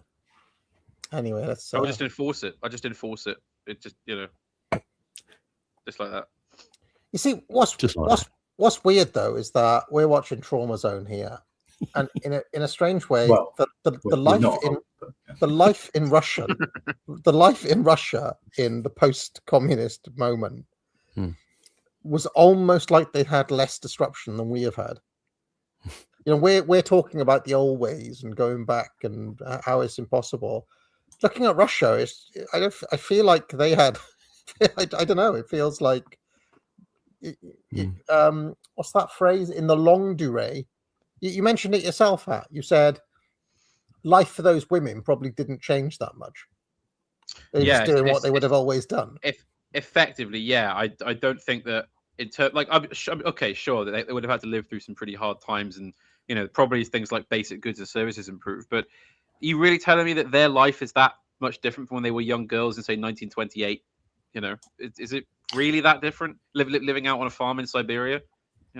Here's something that I mentioned on our stream with Panama yesterday that came up. I'm indebted to Andrei Fetisov, who wrote to me with the information on the dachas, and I was talking about some of the buildings that I was looking at for references, and he said, well, some of them, they're actually a bit tattier than that in reality. The one you're looking at there looks a bit more, a bit more posh, a later construction.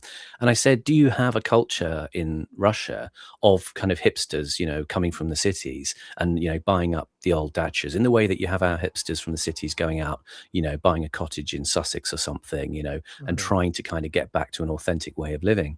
And he said, no, it doesn't really map onto Russia because by and large, there isn't a middle class.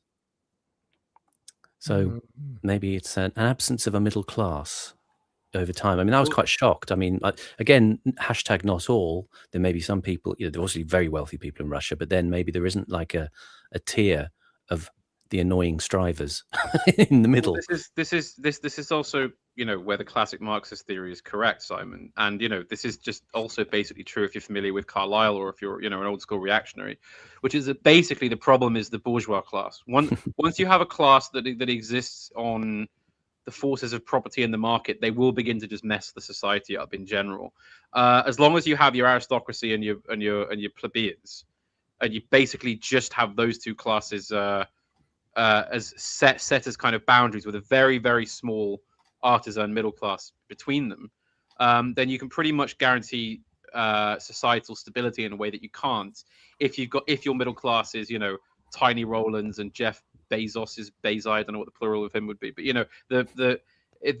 those people will always be a problem. It's always going to be a case of the rotten middle, and you have to deal with them adequately. And if they won't go voluntarily, then they simply have to be forced.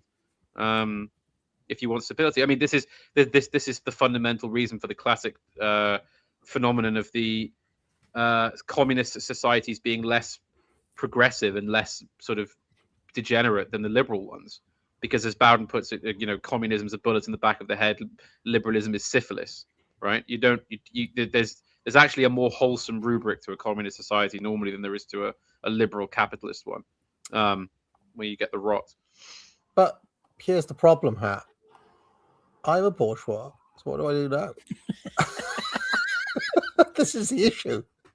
Well, no, but I mean, that's absolutely fine. You could be a bourgeois. You just don't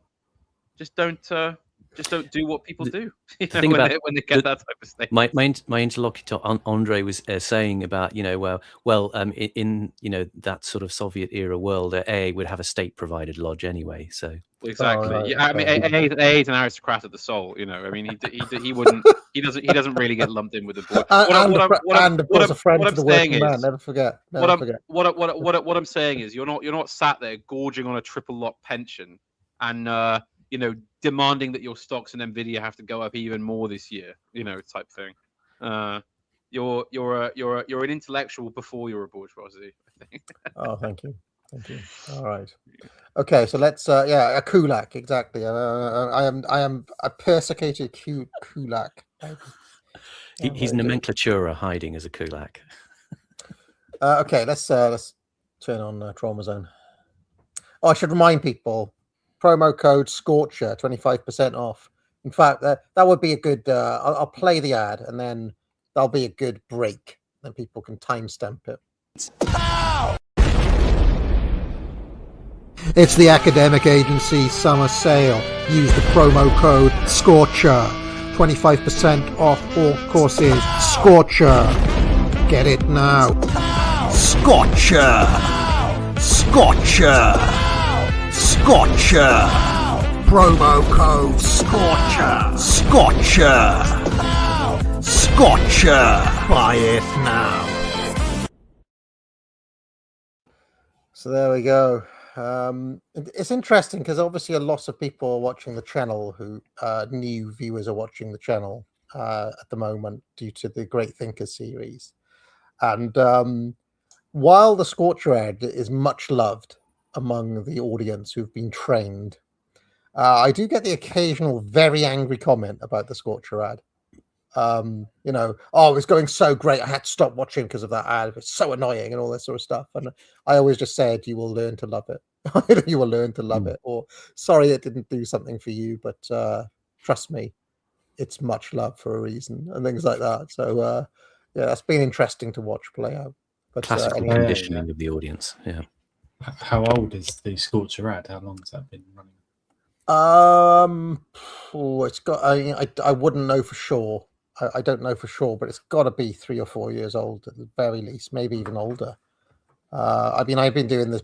I do 4 sales a year, and I've been running them. Well, I mean, this is the 6th year of Academic Agency now, so I don't know exactly when I made that one though. I mean, there are many other classics. There's Shredder. I think Shredder only run once, but it was memorable. Promo code Mandy, that was a big one, but it only ran once. There was this really annoying one. Oh, mate. That only ran once. This one only ran once as well. This one. Super Mario Brothers 2は Game Watch Game Watch Game Watch. That was a fun one. Been stuck in my head for years. That Game Watch song. It only ran once. I always liked the recent one that was "This Guy Is Cool." Cool, yeah. That was a brand new cool. Cool one, yeah. I've got a vision of making tax digital, the forms on the screen, and there'll be a little section that says, please give us all your promo codes as well.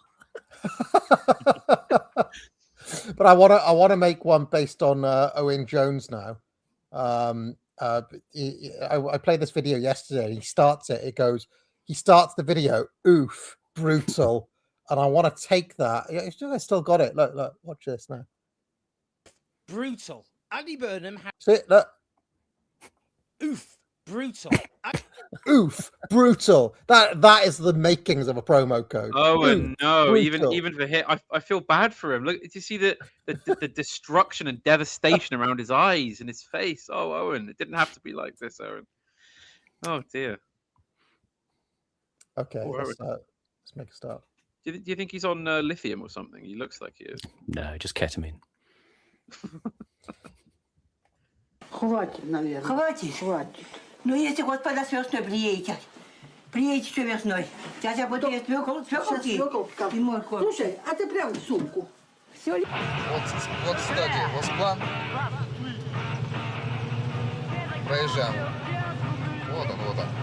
Восплан. Вот там заседают. Откуда они берут такие планы, я не знаю. Если их посадить на наше место, они бы, наверное, подумали головой. Откуда брать такие планы? И внедрение современной техники позволит сжать эту стопу прескурантов, допустим, вот до нескольких книг или дискет, которые предприятия могли бы располагать у себя на рабочих местах. Одну секунду, извините. Now, I believe he's used this footage already. Pandora's Box. It's Pandora's the Box section from I recognize it. We have become, Simon, like those Uber fans, like an Uber Bob Dylan or Bowie fan or something. Is like, oh, did you hear the little signature there? That was a reference back to that song, track 8 on Hunky Dory or whatever. We're doing that now. Yeah. And you have said a few times over the various series, he said this before, hasn't he?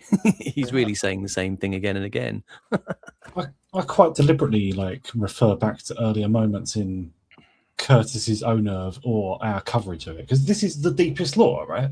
Yes. I think we're the only people in the world who are like, yeah, we instantly recognize, Pandora's Box, episode 1. Yeah, and that's a good thing.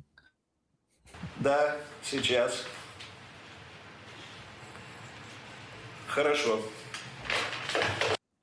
I wrote back to those people running that conference, Simon. Oh yeah. And I said Simon Roberts genuinely is probably like in the top 0.1 percentile experts on Curtis in the world at this point.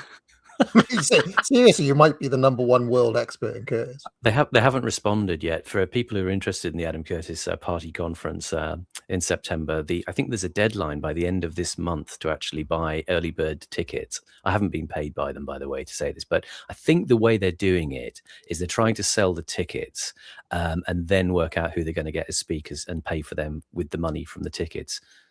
So the irony is, if I bought a ticket and then in the chance that they asked me to speak, I'd effectively be paying for coming to speak.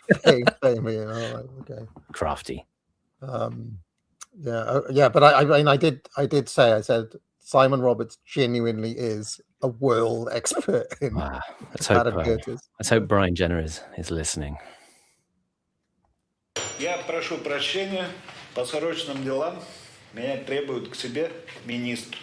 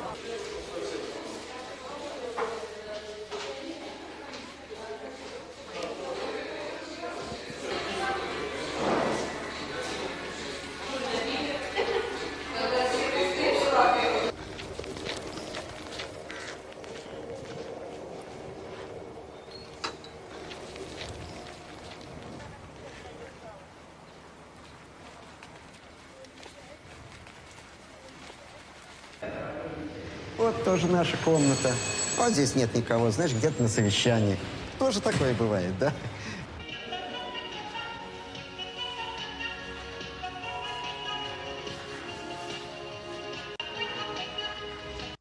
Can I just say, it's always the same footage. I Mm. saw this footage hundreds of times when I was a kid. Mm. This I exact haven't same shot. Yeah. Mm. This one's new to me. I've seen other ones. I've seen one where a guy smacks someone else because they both try and grab the same last Yeah. sausage or something. That's coming again. He is recycling some of this stuff because he went to Russia in '92 to film Gosplan and various of these places. Those signs that you see, just before these shots, some of them, one of them was saying, everyone to the war with communism. These were kind of parodies of Soviet propaganda, which used to say onwards to the victory of communism. So there was sort of a sense of a little bit of, sometimes it was dissident or nonconformist artists who were putting these things up as a kind of satire, as well as a kind of encouragement to break free from the old system and go for the populist, Yeltsin. I'm curious as to how common a site this thing of that, that presumably that's all supposed to be full of frozen peas and whatever chips. Yeah. And was it? You said this was in '92. Curtis was there in 91, 92. That time. I wonder what was it like? Not just 3 years earlier or 4 years earlier, but 10 or 20 years earlier. Did this never happen under like Brezhnev or what? I think you see from some women who react in a moment who are kind of clearly ticked off with it, and you sort of get the feeling again. I can't be sort of authoritative, but I think from the bits of research I remember from what I've done in the hundreds of bloody pages I've got here now, that there was actually a relative sense of plenteousness before in the 80s that was now becoming a bit of an aggravating, shocking factor in people's lives. So, I think there's always kind of in the West the thing of they're always queuing up for bread, they're queuing up for potatoes. It's always miserable in the Soviet Union. But I think you have got to go back to that thing. You've talked about this before. There was probably periods where it was quite reasonable. Again, it's like the past. It was quite reasonable to live in the Soviet Union in some ways, but then again, there were privations, there were tough things. I just want, because this is like the look. It has the look of a admittedly rather poor and beaten up, but Western style supermarket. Yeah, it's like an empty Safeways. It's really grim looking. I can't help but look on this with a certain sense of like sort of excitement with the idea that imagine if you could enforce this on Britain for like a week, right? Just for a week, because the idea that all the normies go trolling into Co-op or whatever, and there's nothing there. They got to live off their wits for a week and a half. Just can you imagine how just without any perception management, no blitz spirit, just all of a sudden just for 1 week only, there's nothing in the shop. It would make them into spiritually better people, I think. Just that little bit of, remember, do it for a week and then literally fill the shells with slop and make them eat it like the very pigs they are. Is that right? Yeah, that's right. Just to remember what this is. Open their eyes, because you look at people that's sort of grew up pre-World War II. I think a lot of the reason we admire those sorts of generations is because they didn't have the sort of opium of abundance all the time. They were, even when times were good, they could never forget that you could be hungry in a week, or you could be homeless in a week, or you could be in the workhouse in a week if things go wrong.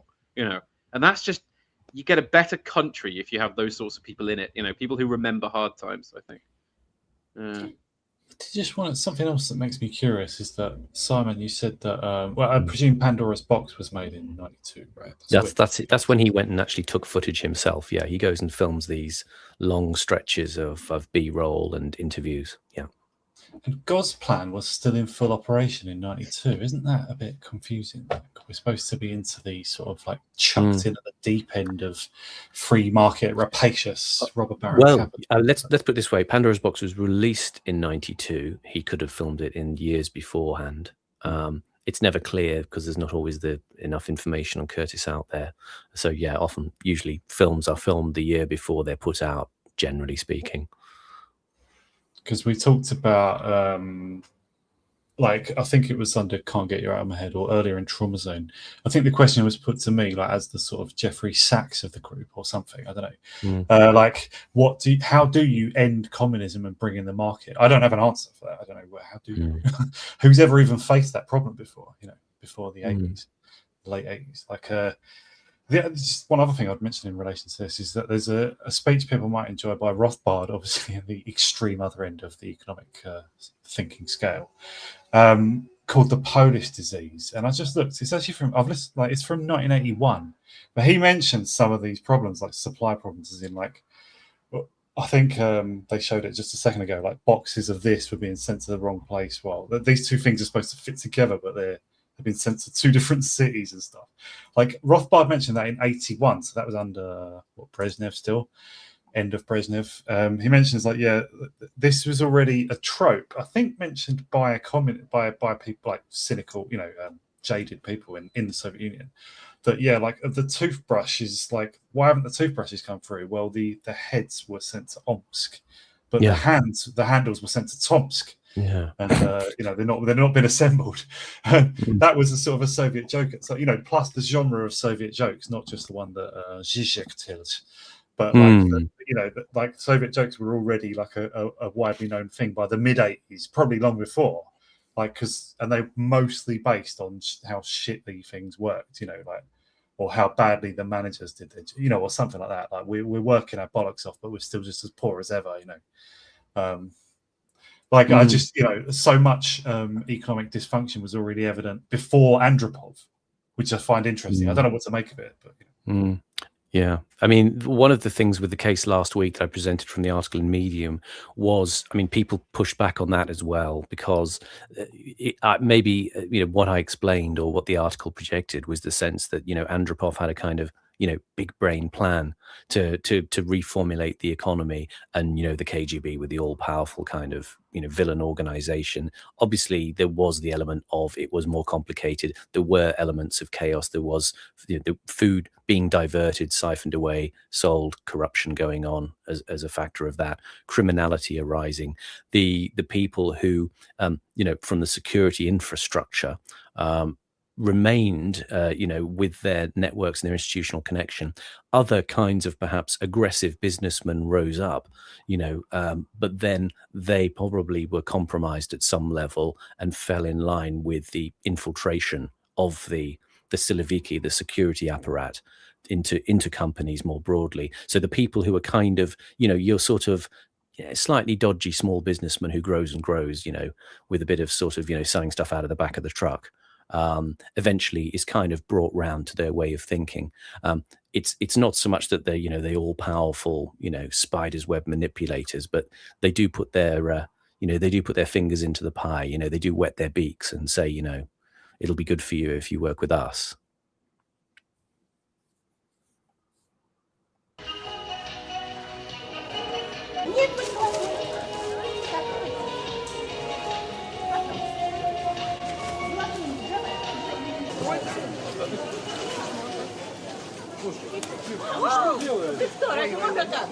There's the punch.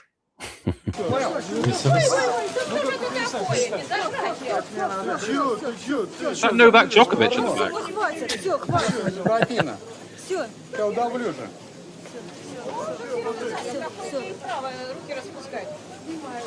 Pause. The conversation isn't very much. I translated it with an AI translator. It goes, "What are you doing? Oh, why are you like this? That's enough. That's enough. Come on, stop it. That's enough. You little minx. That's it. I'm going to strangle you. That's enough. That's enough." That's all they seem to be saying. What's she done wrong? Why is he going to strangle her? No, she's going to strangle him, I think. Oh, right. Oh, okay. Oh, she looked quite like she was bringing peace to the situation. I don't know what the fight ultimately was about. Sausages. That just takes, just packs of sausages, right? But that just takes place at some window where you just get handed out. So they've actually resorted to rationing, whether it's taking place in a shop or not. It's just a rationing site. That's a dire situation. You're in a really bad way. If there was essentially food allowances and rationing, especially in some of the cities, like I think I was talking about Leningrad, St. Petersburg, which was under a kind of ration system, and that, you know, they bought ex-Gulf War food from the Americans and flew it into the city and sort of divvied things up, so people got a certain poundage of sausages, certain poundage of potatoes, that kind of thing. And I'll just mention once again, in case this is relevant, at least I can think of at least 2 different occasions, but I'm sure there were more. I think 3 actually, but there are probably more that I haven't heard of. But like under Stalin, under Khrushchev, and under Brezhnev, there were like emergency grain aid was sent to the Soviet Union from America. Like this is, you know, the Soviet Union includes Ukraine, what is called, you know, the black soil, the bread basket of the world or whatever. Yeah. The USSR had to be aided by America for its own products because they were so failing to produce stuff. Under Stalin that happened. Like, how humiliating must that be? But they just did it as quietly as they could. This is how shit their system was when it was functioning, when it was at its best. Туда пойдем. Пойдем. Спасибо, дядь. И ты ему скажи спасибо. Спасибо. Дай дяде немножко.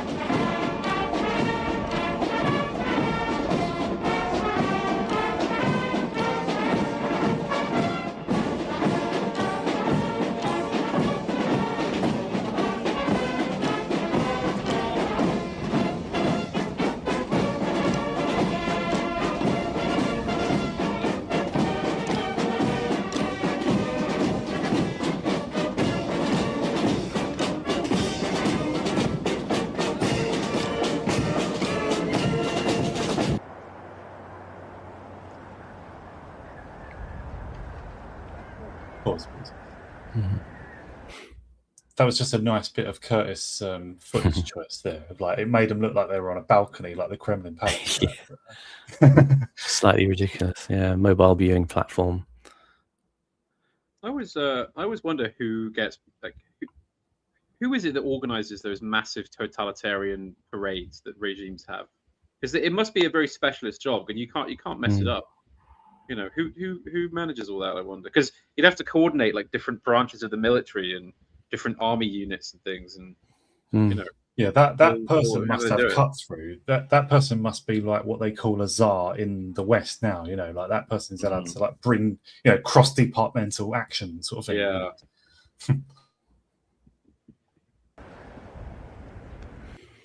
Don't they have like parade divisions though? Ceremonial duties like we would have in the UK, possibly.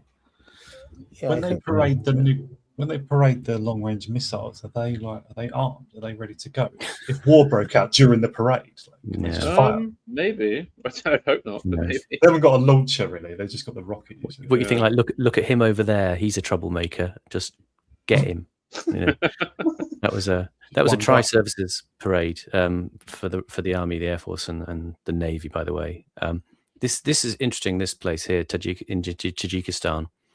This is 2,485 miles from London. That's roughly the same distance between London and Kuwait City, or Tehran. That's how far they are from the centre. And obviously, and pretty damn far from Moscow or St. Petersburg. That's from Moscow.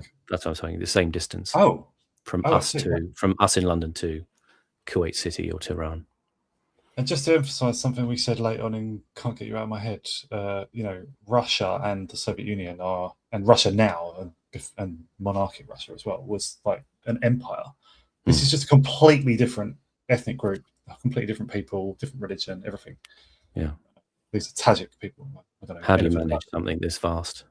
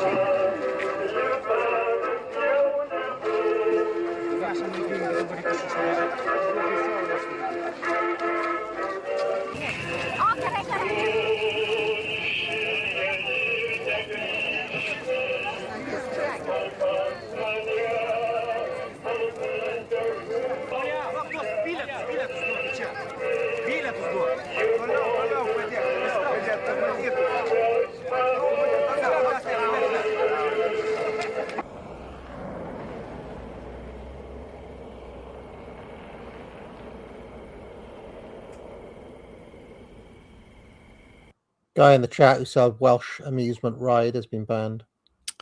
Racist. Tasteless.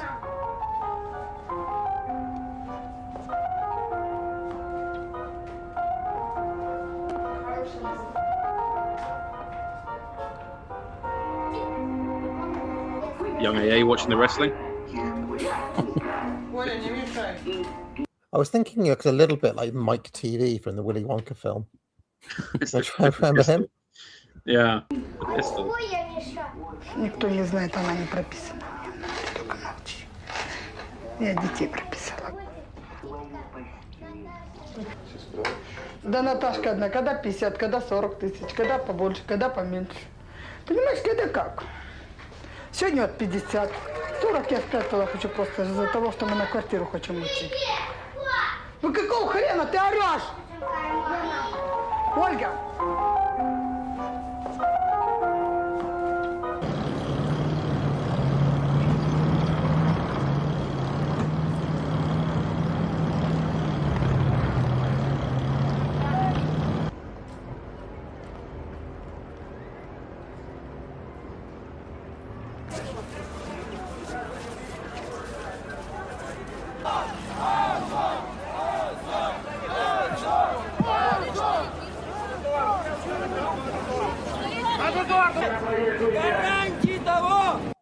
The utter cringe of a pro-democracy demonstration. I just have to say this. But...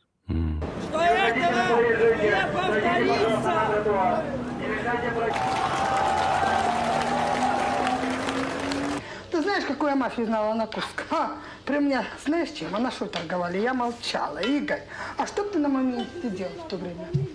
Молчал бы или пошел гавкал? Мне нафиг не надо. Лишь бы меня не трогали. Может, они права, но у меня и ребенок дорог. Сами разбираются. Чем не надо было сюда лезть?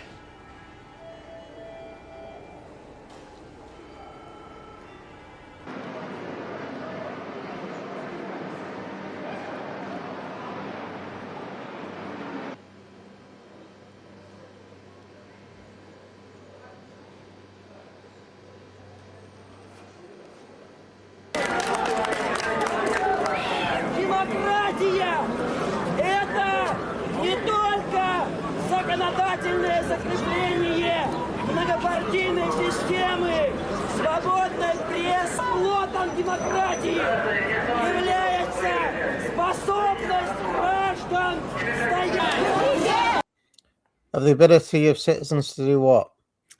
Unfortunately, we don't find out. But whatever he thinks it is, it's not. What's a deluded fool? Oh yeah, you know, you have the Edinburgh Festival and you have the Edinburgh Fringe. Yeah. You could do this, like you could at the Edinburgh Cringe. You could do a stage, a democracy uprising, like just pro-democracy. Yeah, as an art joke sort of thing. Yeah. Yeah.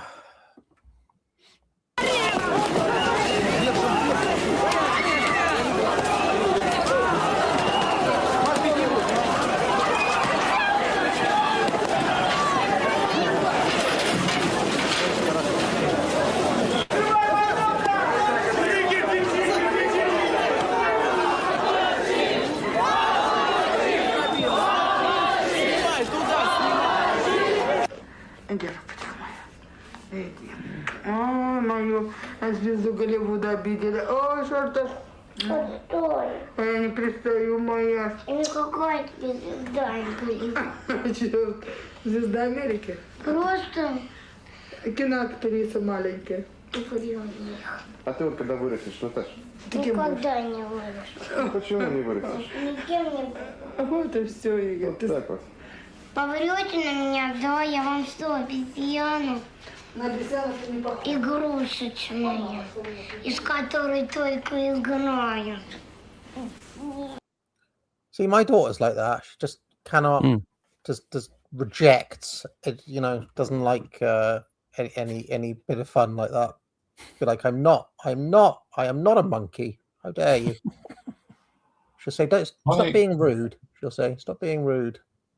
I can sympathise with that, like, because sometimes when you're a child, right, like, if you remember, that it looks like well, even when you're like 5 or 6, you can tell that adults are being condescending, like putting on their kiddie voice, and it is annoying.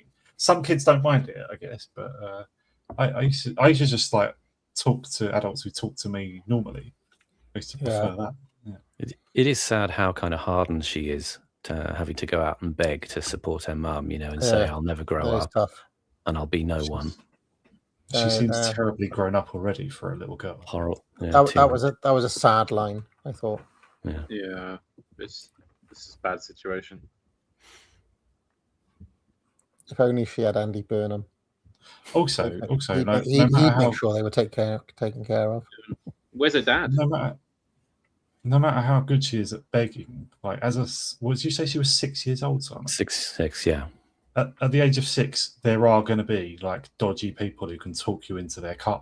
Like there are going to be people who can get past your mental defenses. It's immediately what you think seeing that footage, isn't it? You wonder what she's gone through, probably. Who's in the chat? Bill's character. Come on. Dear, oh dear. I don't want to. No, I don't. Having to beg on the streets as a child does not build character. But it's a bit harsh. I think. A bit harsh. No, it's not on now. Well, it's reminiscent of what Panama and I were talking about the Bruce Robinson book about Jack the Ripper and about the state of Victorian London and the way children were used and abused. Поняли? И никогда не надо на меня орать. Я тоже все-таки дитё.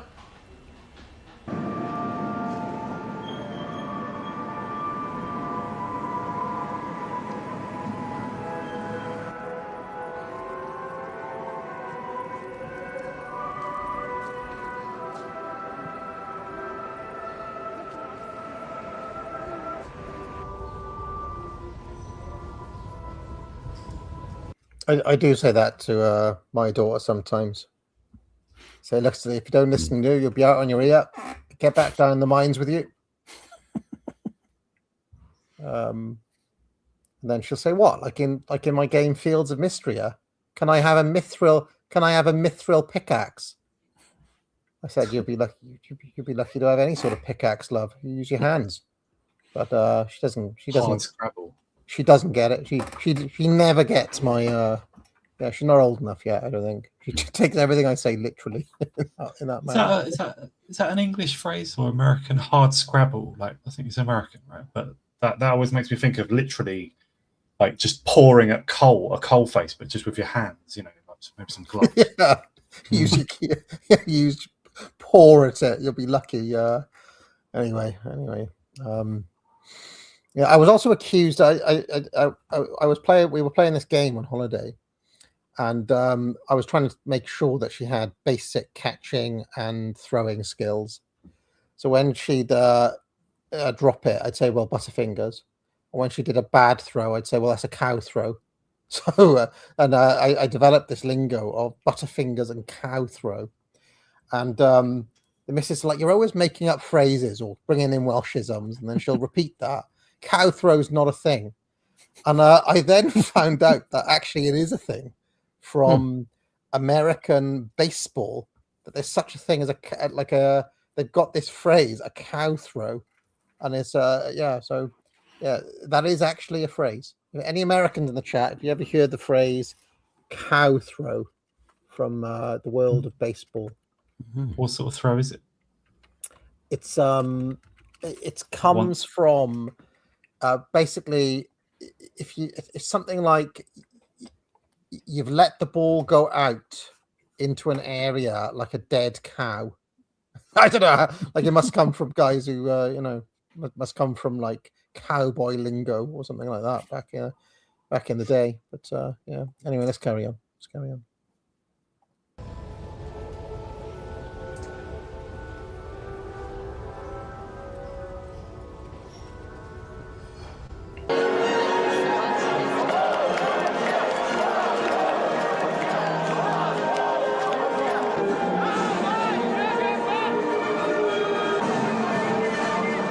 What are some other American phrases?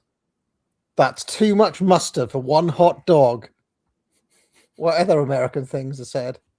Hold the mayo. I'll have it sunny. I'll have it sunny side down. Eggs over easy. Yeah, Simon, don't really know what that means. What on earth?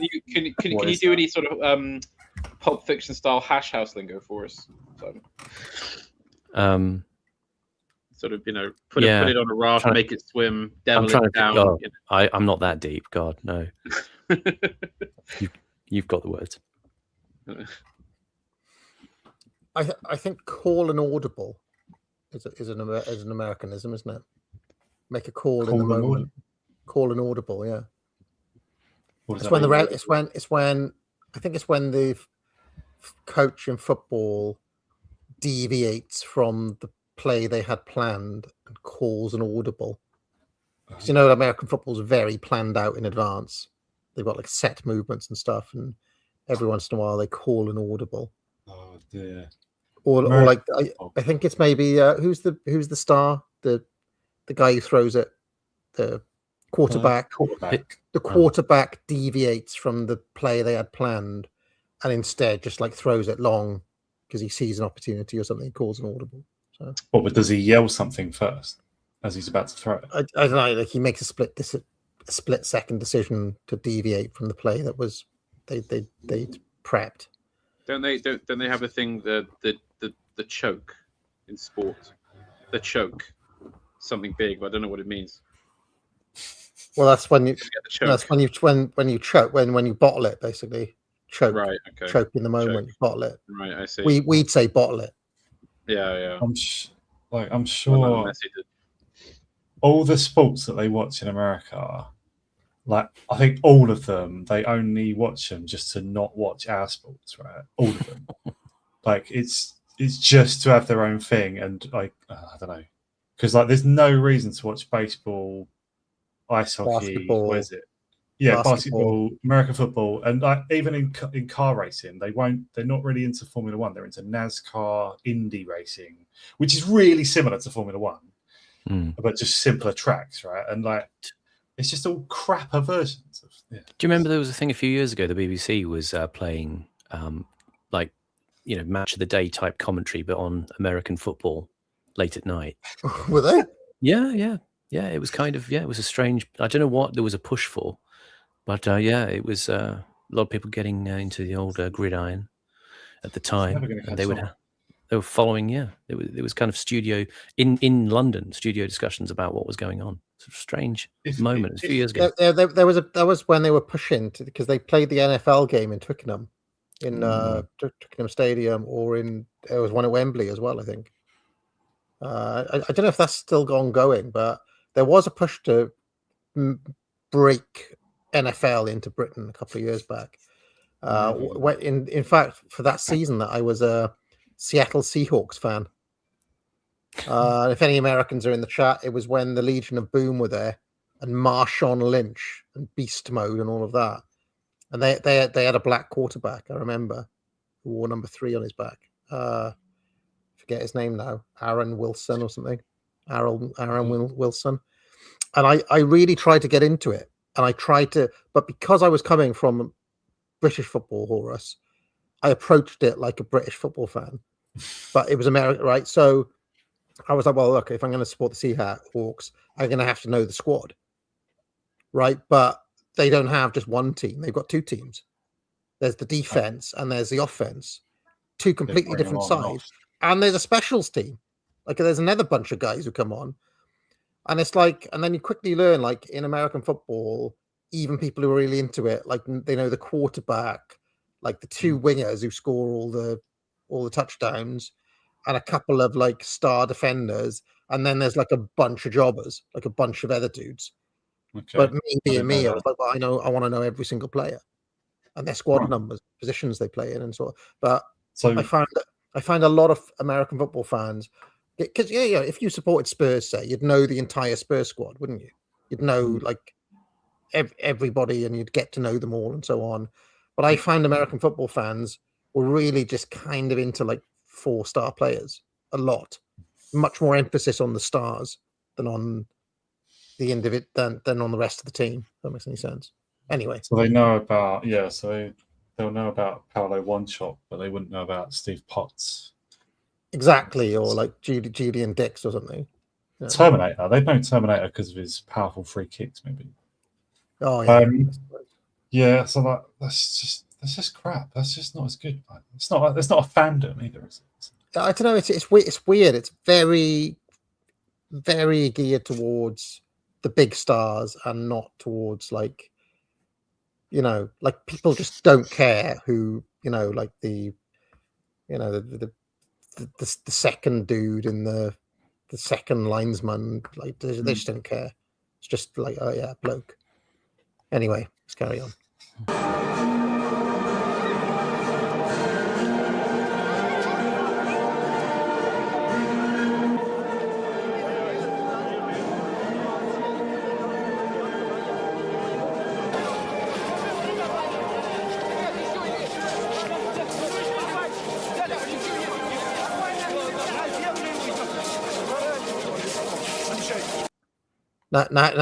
Now you've upset some Yankee Doodle for us in the chat saying, what about rugby and cricket then? Are you really going to say that rugby and cricket is better than my American football? No, Well, what I was going to say. They are, though. What I was going to say was, being a sports fan, or any of you could answer, but if your whole lifetime was just watching sport, somehow that was just your life. I mean, even then, I would barely watch any American football. Like, I would not make any, because it's even then it's just far down the list. Like, yeah, rugby and cricket would be. I mean, well, rugby anyway would be better than American football. I really don't like cricket at all myself, but rugby union is decent. It's a decent game. Have you noticed that every time there's a NFL championship, some big company buys the rights, thinking, "Here we go, time to get it big in Britain." Yeah, and then they do a huge advertising campaign. They get the rights on some big channel, and then no one watches it. Every single time, every time it happens, some clever clog thinks, "Oh yeah, let's get the rights," and this time the Brits are going to really go for it. It's not going to happen, is it? Because it's just rugby. It's more complicated rugby. Rugby's a better sport because it's more direct and more simple. Well, Alan Partridge called it futuristic rugby, but you can chuck it forward in American football. That's the big difference. But yeah, apart from that, it's just rugby. It did feel like it was getting bigger a couple of years ago, but I don't know what. Like then it seemed to die a death again. It did seem like it seemed to be taking off finally. I was like, oh, here we go. This is truly what it is now, the globalized world. But anyway.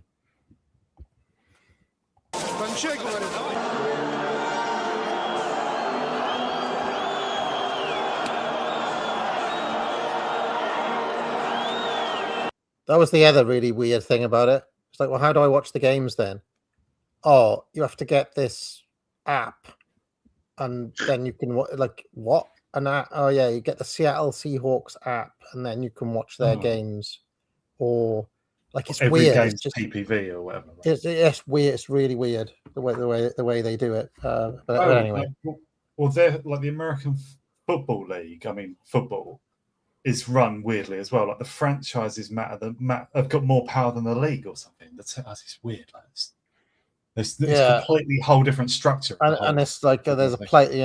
It's all about the playoffs, getting into play. Well, what's the point of the season? What's the point of the bloody season then? Yeah, what's the point of the whole season? Oh yeah, it's all about the playoffs. It's actually all about the Super Bowl. All right, so all of the rest of the season you wasted becoming like the Northwest Division champion was just a fucking waste of time. Yeah, because the team who came third in that ended up winning the Super Bowl. Oh, brilliant! It's I don't know. It's a weird thing, very strange thing. And anyway. Presumably they just can't understand people who on a Saturday go to watch, like Harrogate versus Northwich or something. They just there's no place for that in America. I assume there's no 10th tier football. The closest thing is college football, but even that is really very commercialized as well. And that's on TV. That's big. Yeah, somehow. And they have the draft and all that stuff. It's like, why? Why? Yeah, why is your league it's like a league for half a season and then it's a cup? Like, what's that? It's just have a league and a cup. It's weird.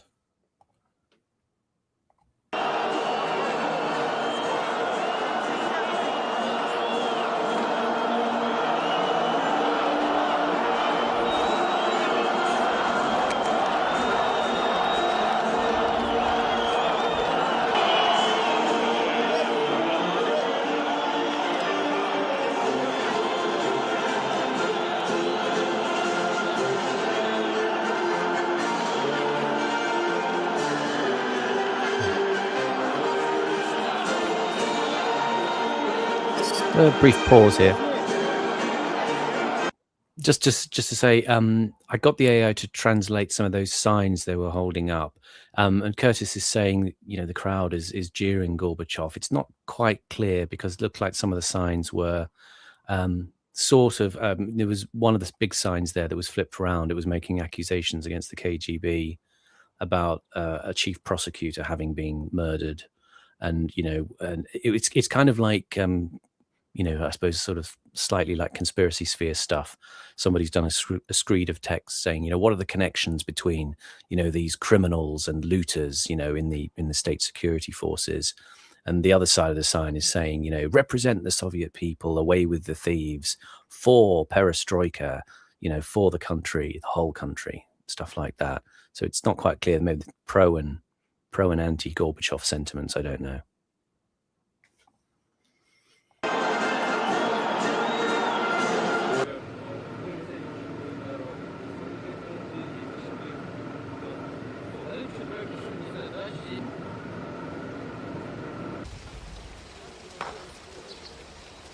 This is the island of Sakhalin, which is about 5,700 miles from Moscow, which is about the distance from London to Ecuador. That's a big island, right? Yeah, it's north of Japan. Was it even given to Russia at some point by some treaty or something? It used to be partitioned in half, and then after the Second World War, I think that the Russians took over the whole island. Partitioned with who?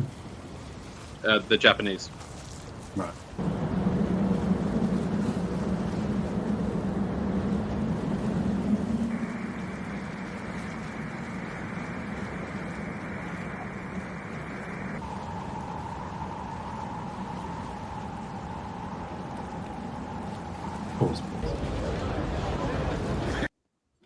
Bit of a noob question maybe, but those early warning, those dishes, or they weren't dishes, were they? But those things, receivers of some kind. I noticed they were like pointed what looked like horizontally. So do they just literally watch something coming around the curve of the Earth, like just as it comes into direct view, it feeds back a warning, and then they do whatever, fire off their ones and stuff? Possibly. I couldn't really find much information on them. It's thought that it was when I had to sort of feed it into AI to sort of see, can you tell me anything about this image? And it said it was part of what was called the Orbiter satellite communications network, and it was some sort of ground station with those particular kind of spidery parabolic tracking dishes. Other than that, I couldn't really find much information. It all gets kind of confused with similar installations in the West, that use similar looking sort of kit, even in Britain. So it wasn't very specific about that stuff. Do you guys know about the incident in early 80s when there was pretty nearly a nuclear war, like fairly close, because of the one of the early warning systems? I don't know if it was those ones. I think it was something looking out into higher atmosphere or space. Because I think nukes can go quite high before they come down again. ICBMs or whatever. It picked up a nuclear missile launched by America, and it turned out it wasn't. There was just like a 1 in a billion chance or something. Some other thing reflected off of something, and it looked like a nuclear missile to the early warning system. And the standing orders were to fire. They weren't even to contact the bosses. I think the standing order was to fire their nukes as soon as that was seen. But he did call the bosses anyway, the guy who spotted it. And, the guy who the alarm went off for or whatever. He did call the bosses and they said, you've done the right thing, like, don't fire. And they checked it and it was all right. But there was nearly a nuclear war because of that. Yeah.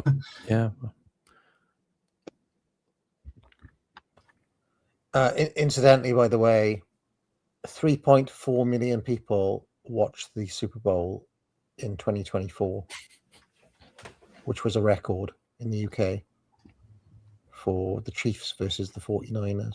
So when they say it's getting bigger, 3.4 million people is still not that many, overall scheme of things. I mean, to be fair, how much of those is just because there's no other sports on at that time and they got nothing else to do? They'll just put it on. Well, it's had an explosion in popularity with noticeably higher interest in places like Croydon I don't know, like why it says. I don't know why it says that. But... Places like Croydon. Yeah, literally, that's what it says. It's a very odd way to put it. Yeah. Yeah.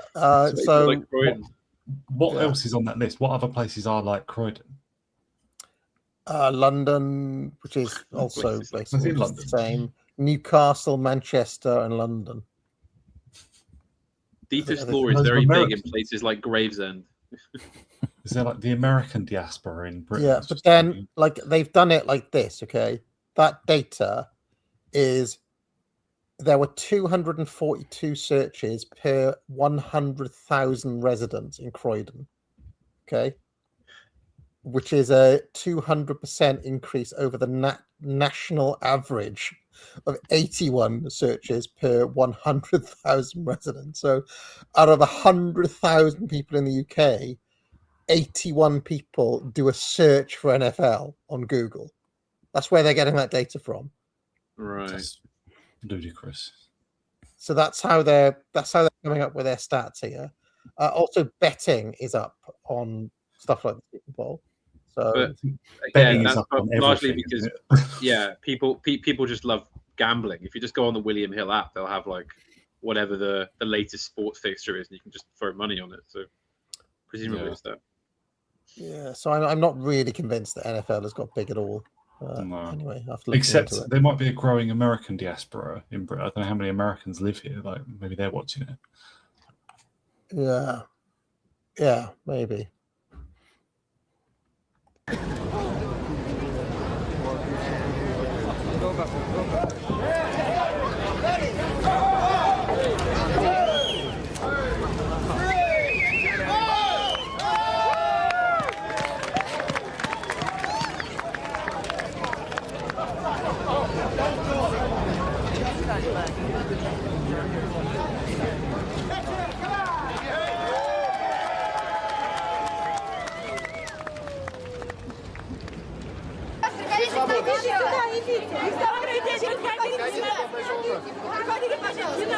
How does this compare to some of your shifts today?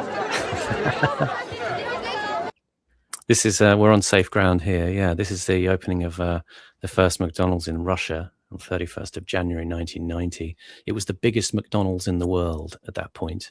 It had 900 seats in total, and that was George Cohen, who was the founder of McDonald's Canada, and he was cutting the ribbon with a guy called Vladimir Malishkov. He was a sort of chairman of the Moscow City Committee on Catering, like the state agency, and the other guy was Kazbalatov. He was the original director of the restaurant. He went on to be the CEO, and what happened is this guy Cohen, he'd actually started his business back in the late 60s because Ray Kroc offered him a chain franchise for Eastern Canada, so he borrowed 70 grand to sort of open the first restaurant in Ontario.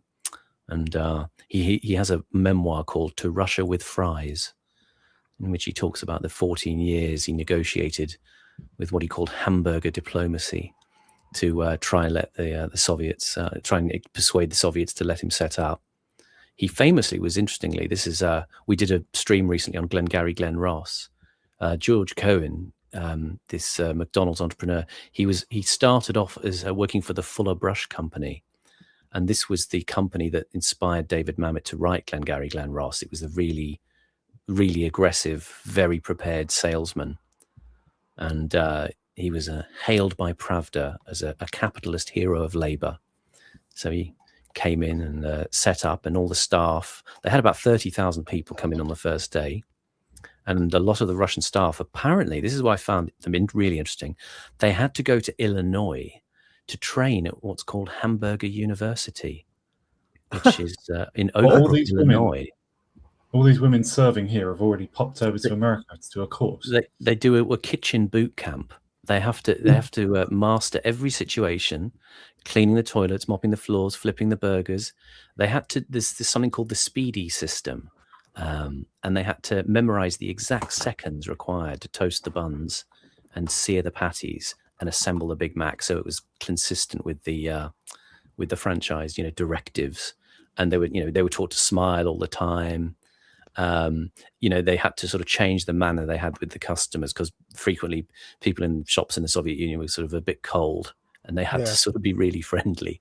So it was a kind of you actually sort of got a kind of a degree, a bachelor of hamburgerology or something, and they actually had like a cap and gown ceremony to graduate from the Hamburger University. So they took it very, very seriously. Wish I'd gone to Hamburger University. Sounds brilliant. Sounds brilliant. A degree, a doctorate, a professorate, a chair at Hamburg University. You've seen that movie, right? I'm sorry. No, I've not seen it. The one about Ray Kroc. The founder with Michael Keaton. The founder. Yeah. Just quality control is part of that. Making it consistent across all the restaurants. Yeah. But they had to sort of do like 9 months or something in the US and Canada. And they were vetted quite hard. They had about 27,000 applicants to work at this restaurant. Interesting thing is the guy George Cohen, the guy who took McDonald's to USSR, he only died about 3 years ago. And in 2022 they closed all of the Russian McDonald's restaurants, of which there are about 850 of them, and sold them off because of the operation in Ukraine, because Mr. Cohen, his father, had fled from Ukraine in the early 20th century. So, it's like the Cossacks coming back. Yeah, put an end to that.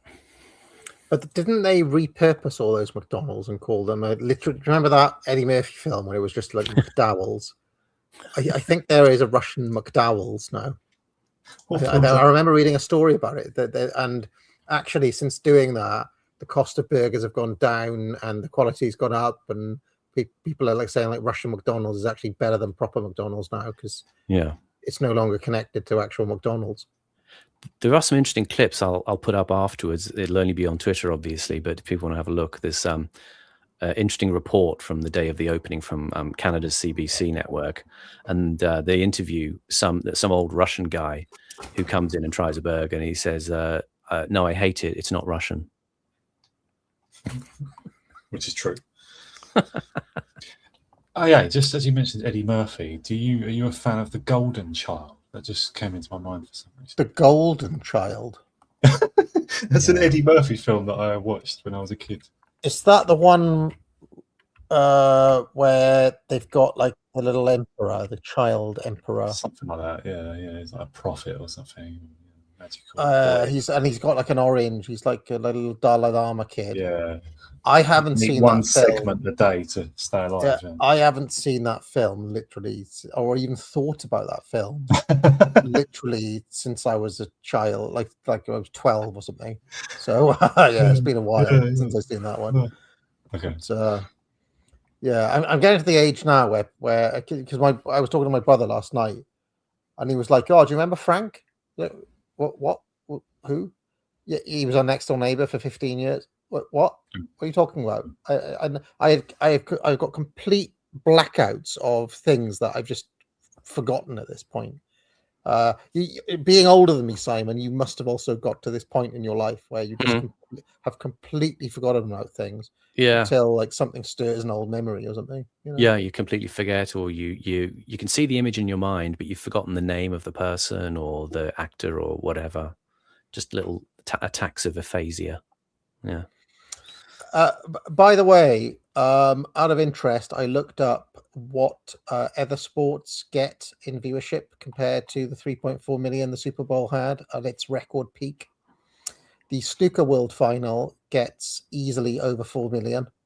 Okay, and that's a low for it. It can actually get, up to 5+. The men's Wimbledon Final gets 8.8 plus. Women's Final gets 4.1 plus. FA Cup Final, 8 million plus. A Champions League Final easily will get 15 million plus. If England play in the World Cup, that's 25 million people. So, the darts final gets 3.1 million. So in the kind of same. So when we say it's getting bigger, it's about as big as darts is. Right? Is that big? I'm just trying to quantify the claim, because the narrative has been out there, but I want to know the actual truth of it. With darts, that was one of the few sports that was actually taken off air for being too popular. Yeah, I had a friend from back home who really got into the darts and the peak of the kind of big comeback when they bring in. It was the women and they had the music and all that sort of stuff. Well, that seemed to be very popular for a while. It was the only sport that rivaled football in the UK. I think it was in the 80s, and when it reached its peak, and was it Michael Grade, who was Lou Grade's son, took over the BBC. Him and the ITV executives had a meeting, and they decided that darts was too demotic, too kind of working class. They wanted to take things in a different direction, so they just dumped it. They wouldn't put it on. But killed it from that. But peak. then after that, because you're right, darts was big when I was a kid, and then they killed it, like you said. They kind of deliberately killed it. There was no more bullseye. There was no more like it wasn't a thing anymore. But then later, there was this guy Phil the Power Taylor. Do you remember him? And then they had this whole thing where they turned the darts into almost like pro wrestling, where they had personalities, and the darts player would come out with women, and it was like a big knees up. It was a kind of big, and some of them would be villainous, and they'd have music, and they'd have they made it into a real thing. And I think that was maybe early 2010s or late 2000s, but it was really quite big. It was really very big for a while. Darts again, like a comeback.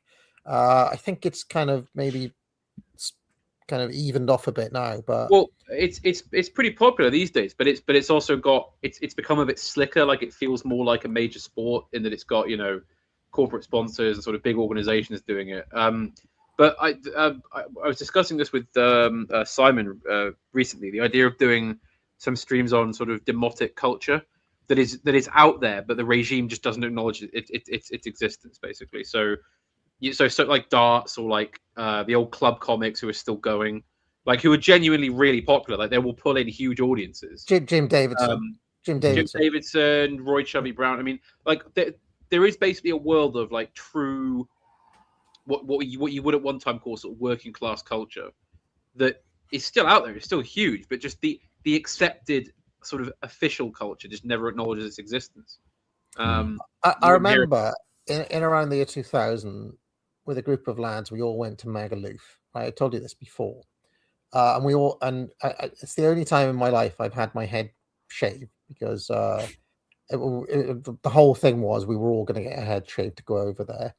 And I didn't want to do it. I didn't want to lose my locks. And they were like, if you don't do it, we're gonna get you when you're sleeping and whatnot. So I finally had to give in and do that. And I remember that we went to this like pirates party while we were there, and they had one of those.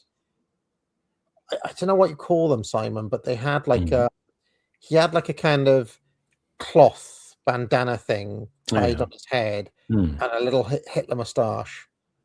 That style, like I don't know what you call it. I mean, it was awful, but I would say that was demotic. Whatever was going on there was a demotic spectacle, and he was one of these very old-fashioned Roy Chubby Brown style. But I remember he had a Hitler mustache and that kind of. I don't know what you call it. I seem to recall Michael Palin had a character that kind of had that cloth thing on his head as well and walked in that way.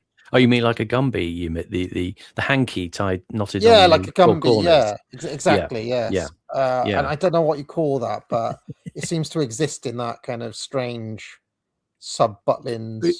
Yeah, something kind of willfully adversarial to the mainstream culture. Something with a bit of loose, kind of dangerous swagger about it, or something, or some oddness that doesn't fit in and is possibly going to say something very racist.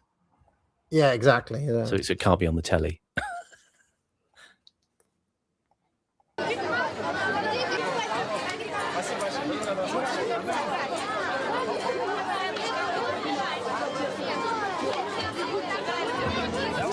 There's still magic to be found out there, the magic of times to share. Ah. Sweet dreams are coming true, and there's no difference between me and you. It's food, folks, and fun. Found it, Simon. It's this exact thing. Whatever that was there, that character Yeah, there. that's the Gumby. Yeah, Mr. Gumby. What was that all about then? It's like Little Englander. It's like a comic Little Englander character. Yeah, sort of like a slightly brain damaged kind of regressive of character with a Fair Isle pullover. That character, pulled up trousers. He always starts out as just a Little Englander. Then it just goes into sort of deranged territory. It sort of just becomes a Madman act after a while. It's a sort of caricature of the low class Englishman at the seaside. So he's pulled his trousers up. He's got some welly boots on. He's got a hanky on his head, and he's kind of inappropriately dressed for the beach, but moronic. So it's kind of it's made out to be a sort of lumbering fool character, like really extreme. Why do they have Hitler moustaches? That because he must be bad in some way. Because he's a bloody fascist, eh? Yeah, that's why. Moronism conflated with hatred and. Yeah.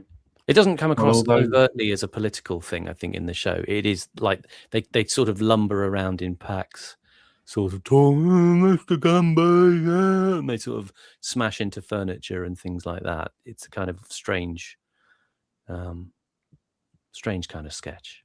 They just break things and make The other famous person who had a toothbrush moustache was Robert Mugabe, wasn't it? Sadly deceased now. Right, that's right.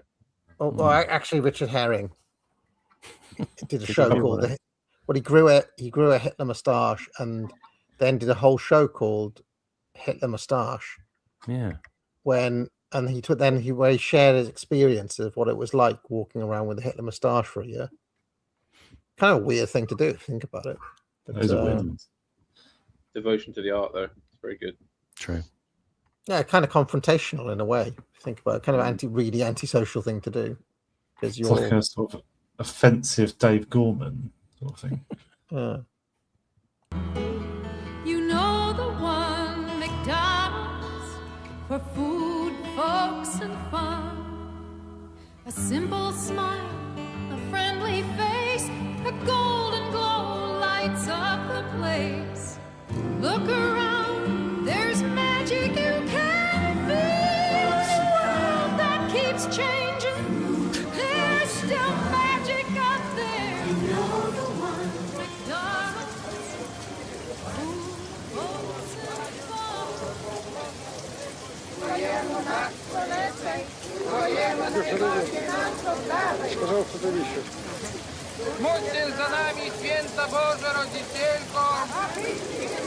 Pause for a second.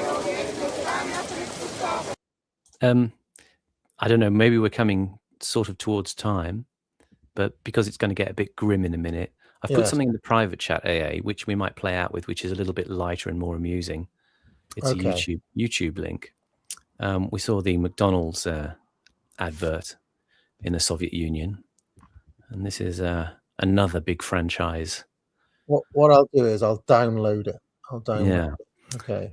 But this section about the Lithuanian uprising gets a bit nasty. We don't need to perhaps look at the dead bodies today.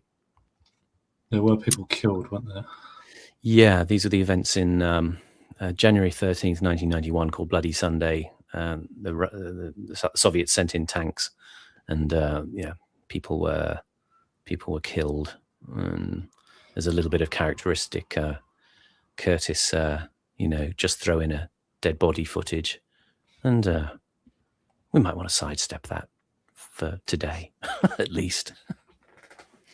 I couldn't find any reference to this woman, by the way. This woman at these protests, she's barefoot, you notice, and that seems to be a thing in Lithuania, that there's been protests since where women protest barefoot. I don't know why. This is a Catholic place, isn't it? Lithuania and the Baltic tends to be Catholic. I mean, that was one of the big sort of sticking points all through the the communist era was that the Lithuanians. I mean, just on the basic fact that Russians are traditionally Orthodox and Lithuanians are Catholic was kind of always it was another point of difference, because you always have to remember that under the veil of a lot of these ideological sort of struggles within Marxism, it does come down to just nationalism and ethnic groups, as it normally always does. I mean, this is something that people misunderstand about places like Cuba or North Korea. It's actually basically just a nationalist thing that uses Marxism as a way to achieve that economically. But yeah, there was always a lot of religious trouble in that area because of just it was a big sort of goal of the dissidents was to have sort of freedom of worship for all the Catholics in Estonia and Lithuania again. Sometimes it's a channel through which dissenters can operate against the state as well, or against the regime, isn't it? Because like it was in East Germany. I don't know if this was just because like the vicars or whatever were just happy to let the dissidents operate, but dissidents did operate in churches where they were much less likely to be arrested for whatever reason. The Stasi would just generally not like break into the churches and break up a meeting and stuff.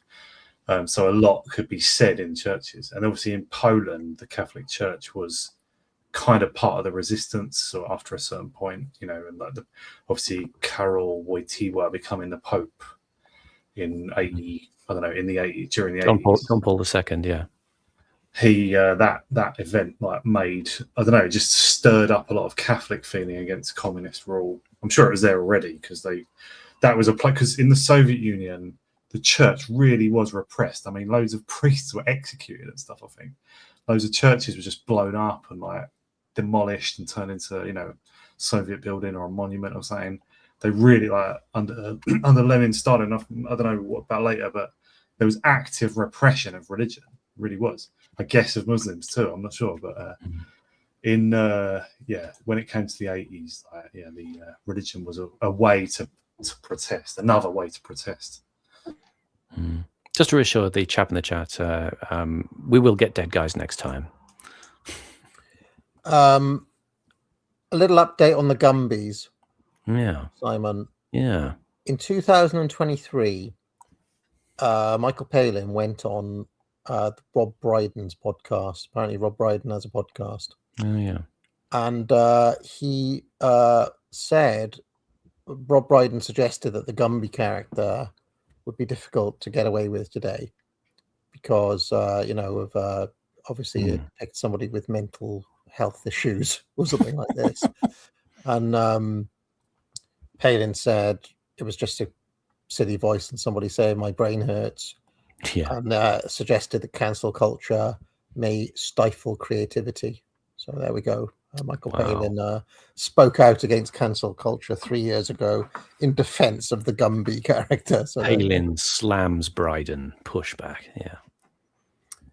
Do you guys have a favorite Michael Palin film? That's a very good question. He's been in some good stuff. We Phantom and I quite fancy the Ripping Yarns series that they did. Ripping Yarns is good. I also like his turn as Molotov in Death of Stalin. I think he did that very well. Yeah. It's got to be Brazil, though, isn't it? Yeah. I was going to say Time Bandits. He's not the star of Time Bandits. Who is he in Time Bandits? He's just like a hapless English fop who just keeps being unfortunate. Yeah, that's it. He's not a major character. I don't remember. He's not in Time Bandits, is he? Oh, he is in Time Bandits. Yeah, he's in it. Yeah. I remember John Cleese in Time Bandits. Is literally Robin Hood, isn't he? I think a lot of people I see in the chat they rate him for the TV series GBH with Robert Lindsay. If people remember that, it's bizarre. It's really unusual comedy drama sort of thing. He's in A Fish Called Wanda as well. Yeah. It's Ken. That was a big hit. That was a really smash hit at the time, wasn't it? That was a good film. And John Cleese was in a couple of good films as well. What was that one? What's that one where he has to give a speech? It's really Clockwise. Oh, such a frustrating film. He's got to get there. Yeah, he's got to get there. Really frustrating film. Yeah. Stuck in a field of mud somehow, like in his little crappy car. Yeah, he did cross over quite well with. He's stressed out through. Yeah. The sequel to Fish Called Wanda wasn't very good, but he did sort of cross over and become a sort of romantic lead quite well just for that sort of peak, and now he's. I always thought Michael Palin was kind of quietly quite a good actor. Yeah, like actually a decent actor. He is a good actor. He's a very good actor.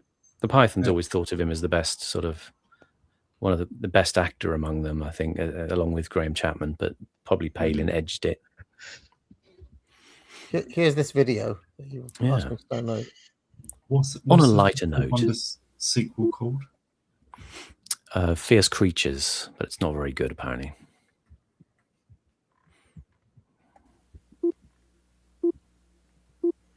Here's Gorby.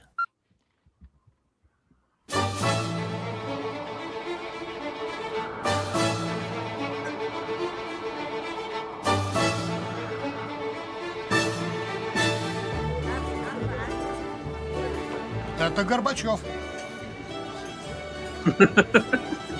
Горбачев? Это из-за него у нас в экономике бардак. Да благодаря ему у нас новые возможности.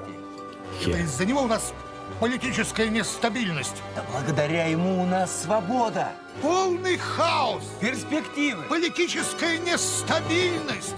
Да благодаря ему у нас есть писахат. За Горбачева! За Горбачева! За Горбачева! За Горбачева! Sometimes nothing brings people together like a nice hot pizza from Pizza Hut.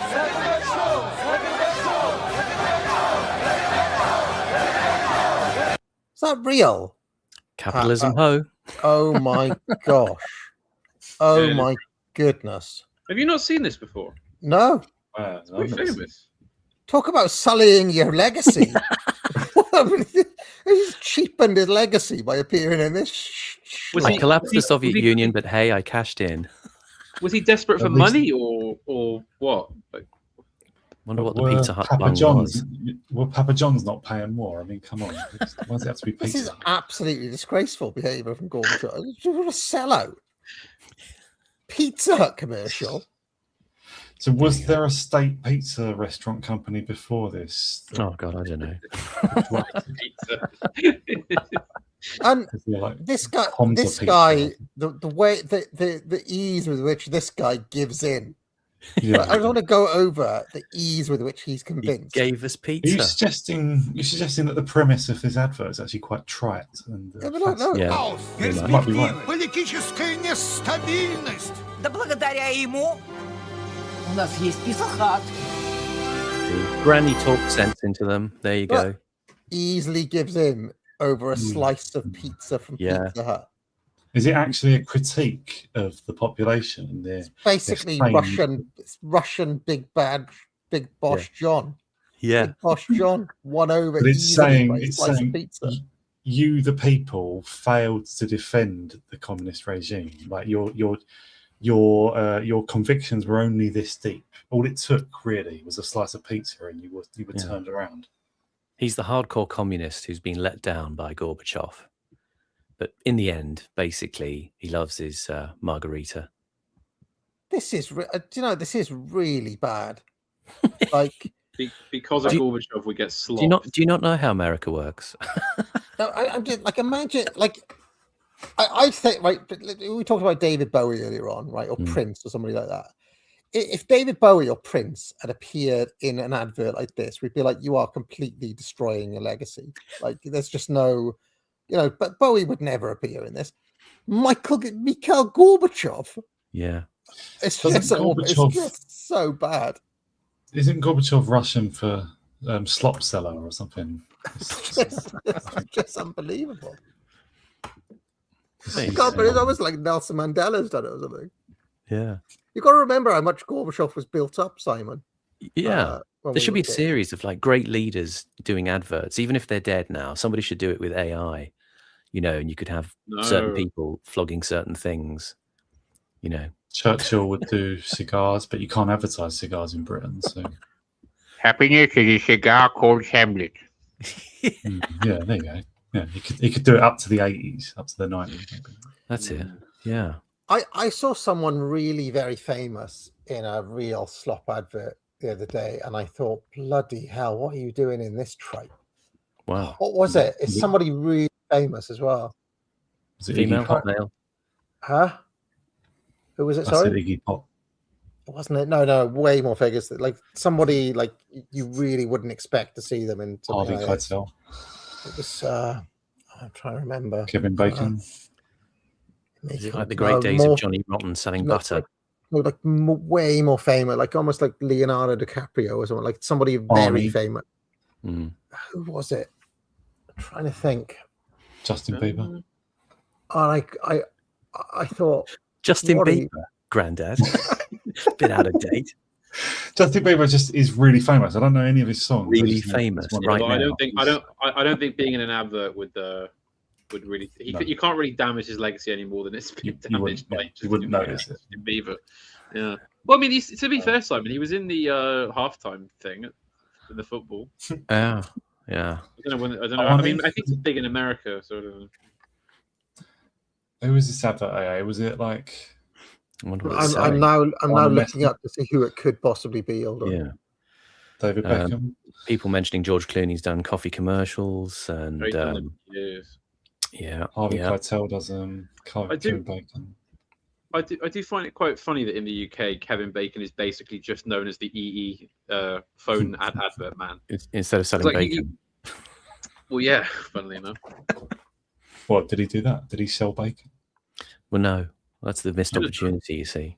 I've seen Dennis Hopper, I think, in British adverts, and there was Al Pacino advertises coffee, doesn't he? I've seen Al Pacino doing coffee. Yes, I think Al Pacino did do something recently, didn't he? Yeah, did he? Coffee. I think he did. Yeah. I wonder if I brought that about with my mind. I could have. Because I mentioned it in the Bernays video, and I was trying to think of famous people. I said, not that Al Pacino would do adverts. And then maybe it came about because I just said it. Yeah. It wasn't. The person. It was somebody. It was somebody super famous, and they were literally in something like a coffee ad.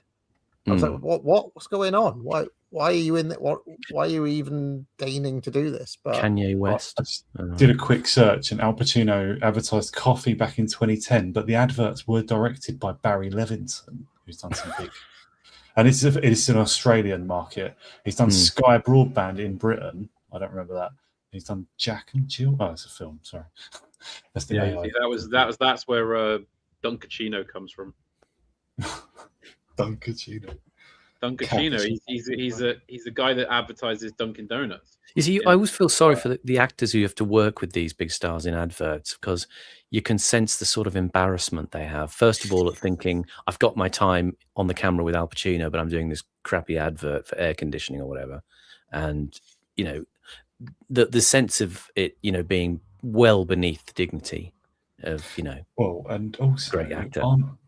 Advert filming is like super specific, isn't it? Don't they make them do like 100 takes sometimes? Like it's got to be just, even with big actors, I think.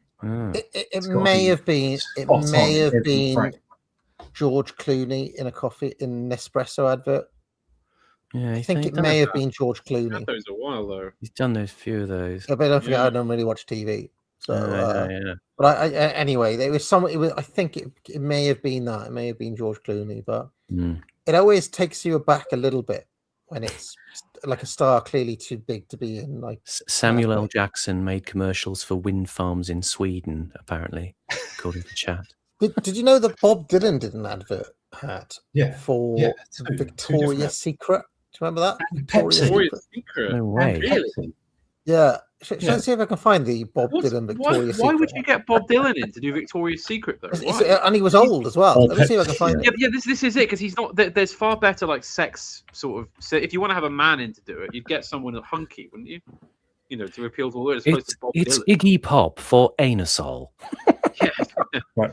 Bob Dylan on 2 or 3 different occasions has appeared with will.i.am in the halftime show Pepsi advert for the Super Bowl. Wow. Bob To Dylan, be fair Robert though, Zimmerman. we're sort of raising an eyebrow at all these people.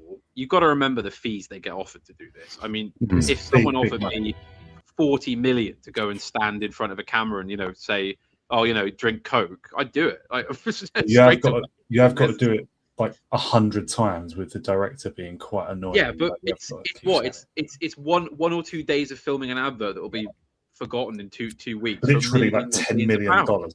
Yeah, absurd amounts of money, and it's all just like a lump sum. It's not like when you're on contract, you've got to be paid slowly over time. It's like, no, we'll just hand you 40-odd million. Here you go, straight. I always remember I really liked Bill Hicks, but I never agreed with him about advertising it. So I did the adverts. Fucking hell, loads of money. So someone doing a real callback there. Telly Savalas advertising Birmingham, which was a real thing. He did a travelogue thing, sort of the camera sort of scanning all the desolate bits of Birmingham back in the 70s with him voicing it over. Kojak. No, he's right. The guy in the chat is right. It was Brad Pitt. Oh. The advert was Brad Pitt. What was he doing? It was some DeLonghi or something. DeLonghi. I don't know. I think it was Brad Pitt having a coffee or something. I was weird. I don't know. It was weird. Anyway, Bob Dylan. Before I play this ad, he may be right as great an artist as he is. He may be the person with the least amount of acting ability of all time. He's in a film called Hearts of Desire from the late 80s. And, I was a Dylan super fan for a while. And I tracked down that movie. He is appalling in that film, Simon. In fact, I think famously he was so bad as an actor that he was in that cowboy movie in the 70s, like at the peak of his fame. And he was so bad they decided to make his character a mute. Pat Garrett and Billy the Kid. Pat Garrett and Billy the Kid. He doesn't talk in that film because he literally just cannot perform dialogue. Can he actually talk? If you ever see Bob Dylan act, it's just one of those things where it's just like he can't be natural, he can't be normal, he just I don't know, he's just come. The only other person who's a little bit like that is actually Jerry Seinfeld, who's also an appalling actor, but somehow he gets away with it. It became like part of his thing to be a bad actor. But they built the show around him just being him, so it kind of works because he's not acting; he's just saying the lines. I don't know. But yeah, Dylan is so bad that he can't even be himself. In the like, he's basically just playing himself, and he just can't do it. Anyway, here he is in Victoria's Secret commercial from about 20 years ago.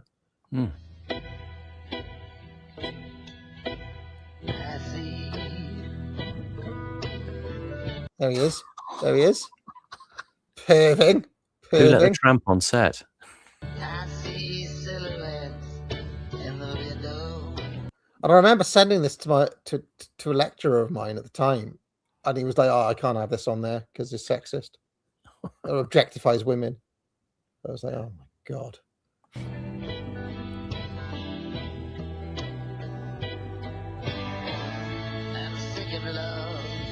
Is this a canonical Dylan song though, or is it for the advert? No, it's Lovesick from Time Out of Mind. Okay. They'll probably get the entire stream taken down. We should probably stop it. But yeah, anyway. All right, let's hit some super chats here. So on the super chats, Cthulhu Rice says, we may not have a choice, but to go back to the 70s, especially if the economy dumps. I think they're getting prepared for that.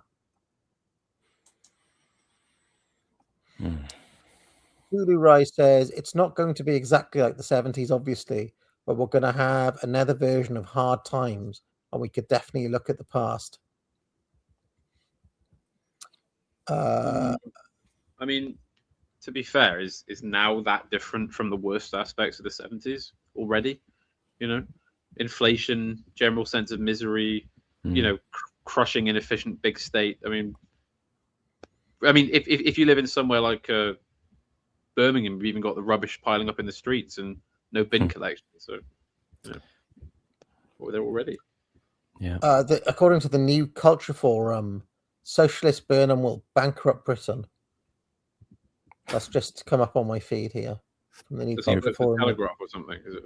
It's a bit late for that. Yeah, you can't bankrupt already bankrupt country. I'm not feeling. Oh no! What do we do? Yeah. You mean it can get worse? Of course it can. Shikai says state-mandated whippets and chip bombs. Whippet. Whip it. Whippet. Yeah. Whippets and chip bombs. Yeah. Yeah. What's a whippet? What is it? It's Yeah. like a I know, greyhound racing dog A dog, yeah, dog. associated with Barm people in cake. the north. What's a chip balm? A balm. I think it's like a northern bun of some kind. Probably like a chip butty. Balm is just a butter, yeah. Yeah. Sin Sprecken says, remember when you said there won't be any problems with the electrical grid? Now you're discussing going back to the 70s, so I need to lay it out. 3-day week coming back. I mean, to be fair, I don't think you ever said that there wouldn't be problems. You just said that they would manage it, well enough that it wouldn't matter. Yes, I think reports of collapse are overstated, as I said in that video. Yeah, well, it'll just be COVID again. Everyone will be out on the streets, enforcing the rules to, everyone's got to work together in these hard times type thing. Probably they'll just spin it. They'll just put spin on it to work. And Bastani did make an observation about 15 years ago at the time, after Occupy and all of that sort of stuff. When he was saying the thing of the late capitalist system is the amount of effort that's being put in behind the scenes to make things seem normal is a thing to read in what's happening. Dan, Edin Tosh Mackin 3 says the bailout wasn't needed and was paid back early. The Treasury got their accounting figures wrong. Yeah, this is the second time I heard this. The first time was from Owen Jones. The second time from this fellow here. Have you guys heard anything about this? That the IMF bailout in the 70s was based on an accounting error, and that Britain actually wasn't as hard up as all of that? Oh no! What? But nobody noticed the error? How? What? They all just went along with the same calculation? Yeah, they misreported it, and then didn't have to pay all that back. Do they mean someone else has come up with a different way of seeing the figures since and has just written that back as a mistake? They just said the other guys were in error. People do that. Like, I've debunked your opinions. Some people say that. Yeah. Well, the good news is that we owe 4 trillion to India now, anyway. So apparently. Oh no, it's 40. It's up to like 40 odd trillion now. Sorry, that was misinformation on my part. I think it started at 4 trillion or something, or we owe Jamaica 4 trillion or something. I shall delete myself. Just just to catch me up on this, because I don't quite understand. So if you've, because we've just got more and more and more into debt anyway. Why do you need to suddenly go for bailout? Why can't you just increase the borrowing if that's what the long-term plan is anyway? I don't quite understand. Like, why would you need to go for a relatively small bailout in the short term? What's the what makes the Treasury want to do that? Because if the IMF has to intervene, then you're on what credit is it? Rating, special World measures, Bank, all sorts of things get involved, don't they? So that's basically like you're at the limit of what you're allowed to do. But America does not get. See, this is the thing I tried to explain before, and the Michael Hudson super imperialism thing. America will never get an IMF intervention, but every other country does. So America doesn't have austerity, but the rest of the world has to have austerity. Yeah, because everyone else is forced to buy American debt, aren't they, in dollars? So yeah.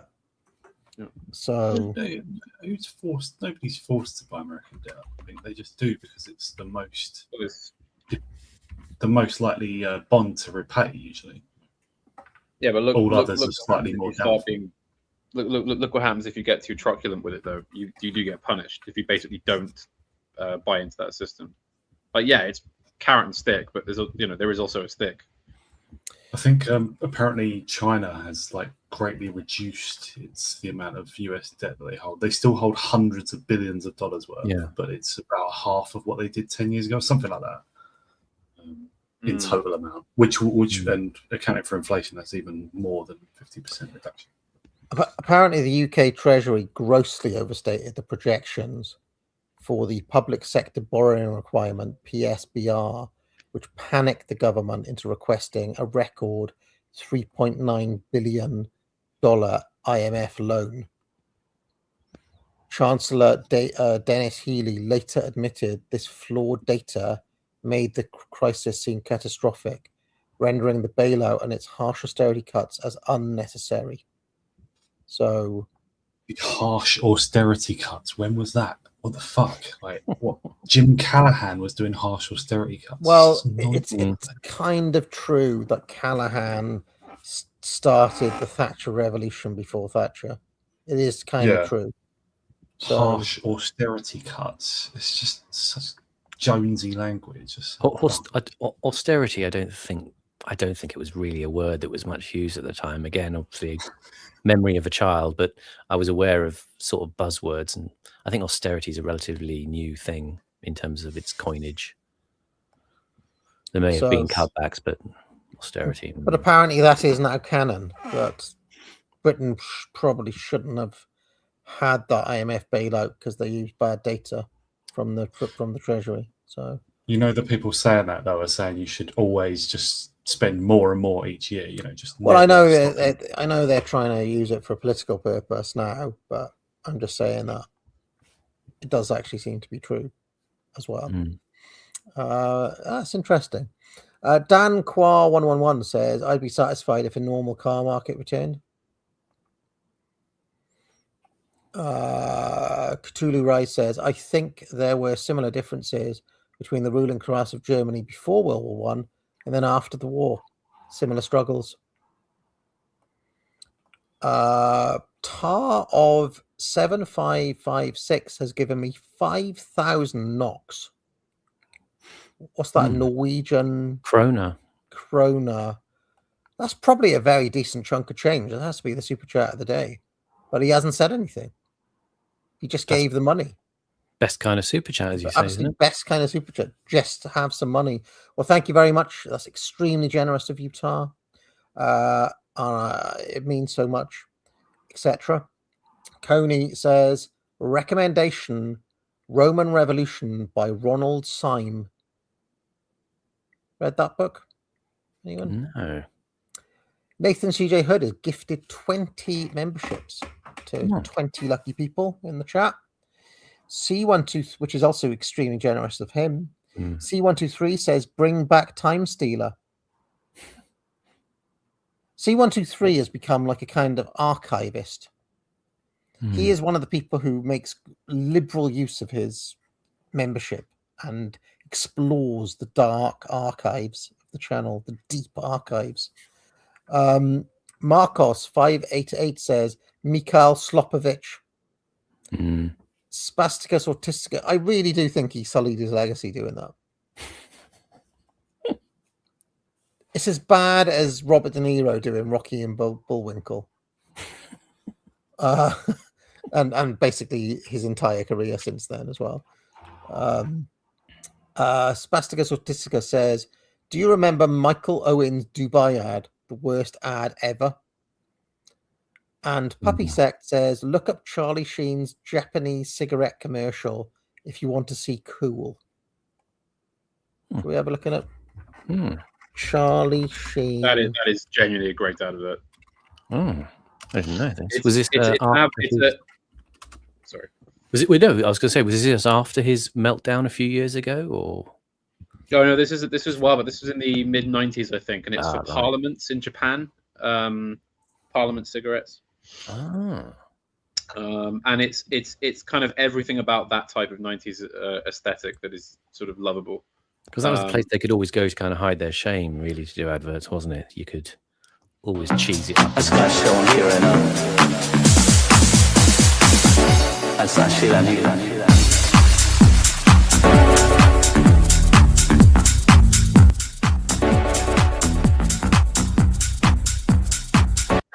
It's perfect. It's AA aesthetic, isn't it? Perfect advert. Maybe this will have to be the ad for Brutal. Oof, brutal. Oof, brutal. Pumping music.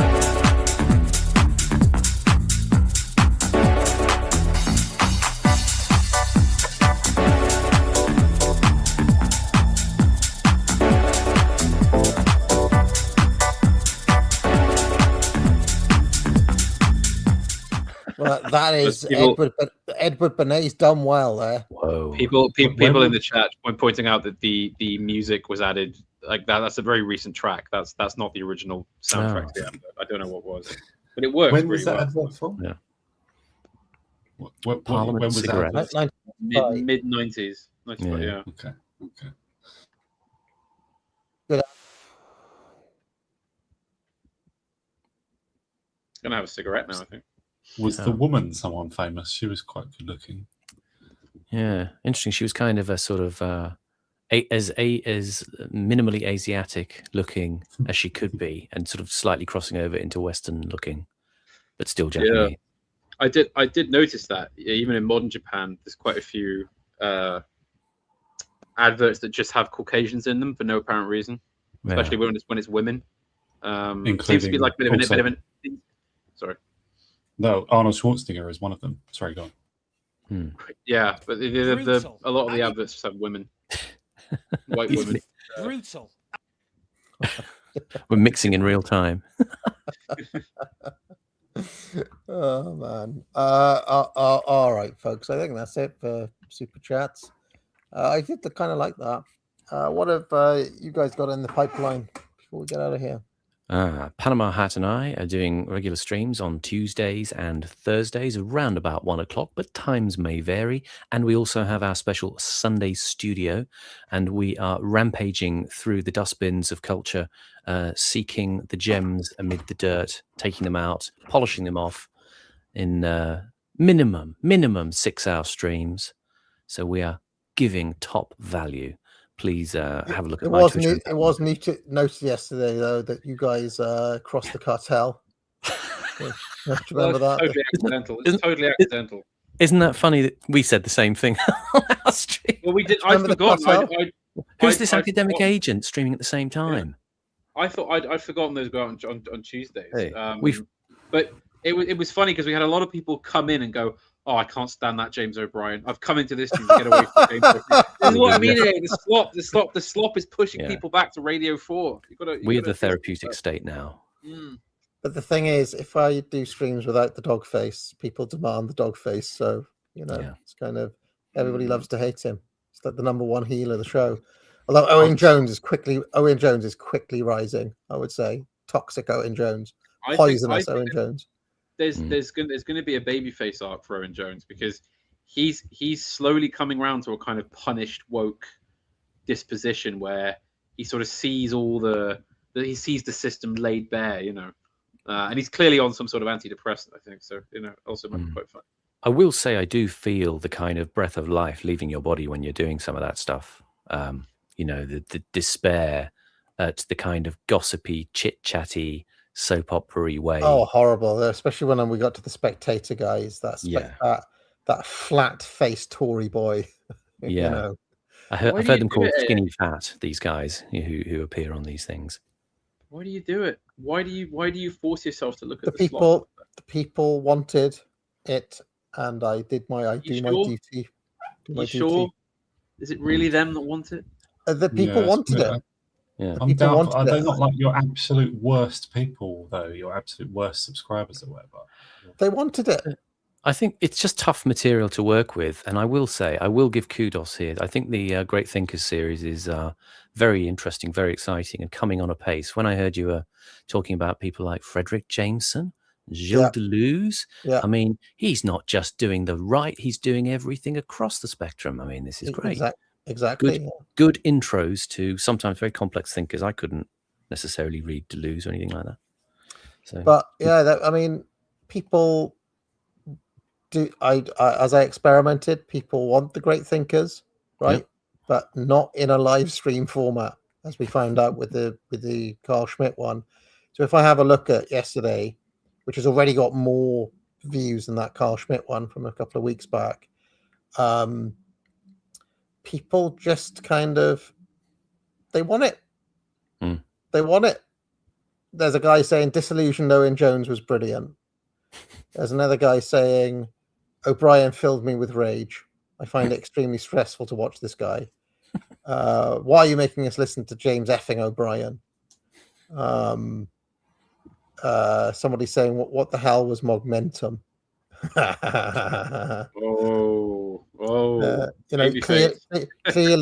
Clearly a new viewer laughing at like a pear made from 100% pear cider. You know, Office Hours has got a lot of its own little quiet in-jokes that have developed over time in it, you know, like the 100% Pair or Dog-Faced Gremlin and things like that. But I just can't even remember them until I do. It's like that show only exists for the time that I do it, Simon. Yeah, it's weird.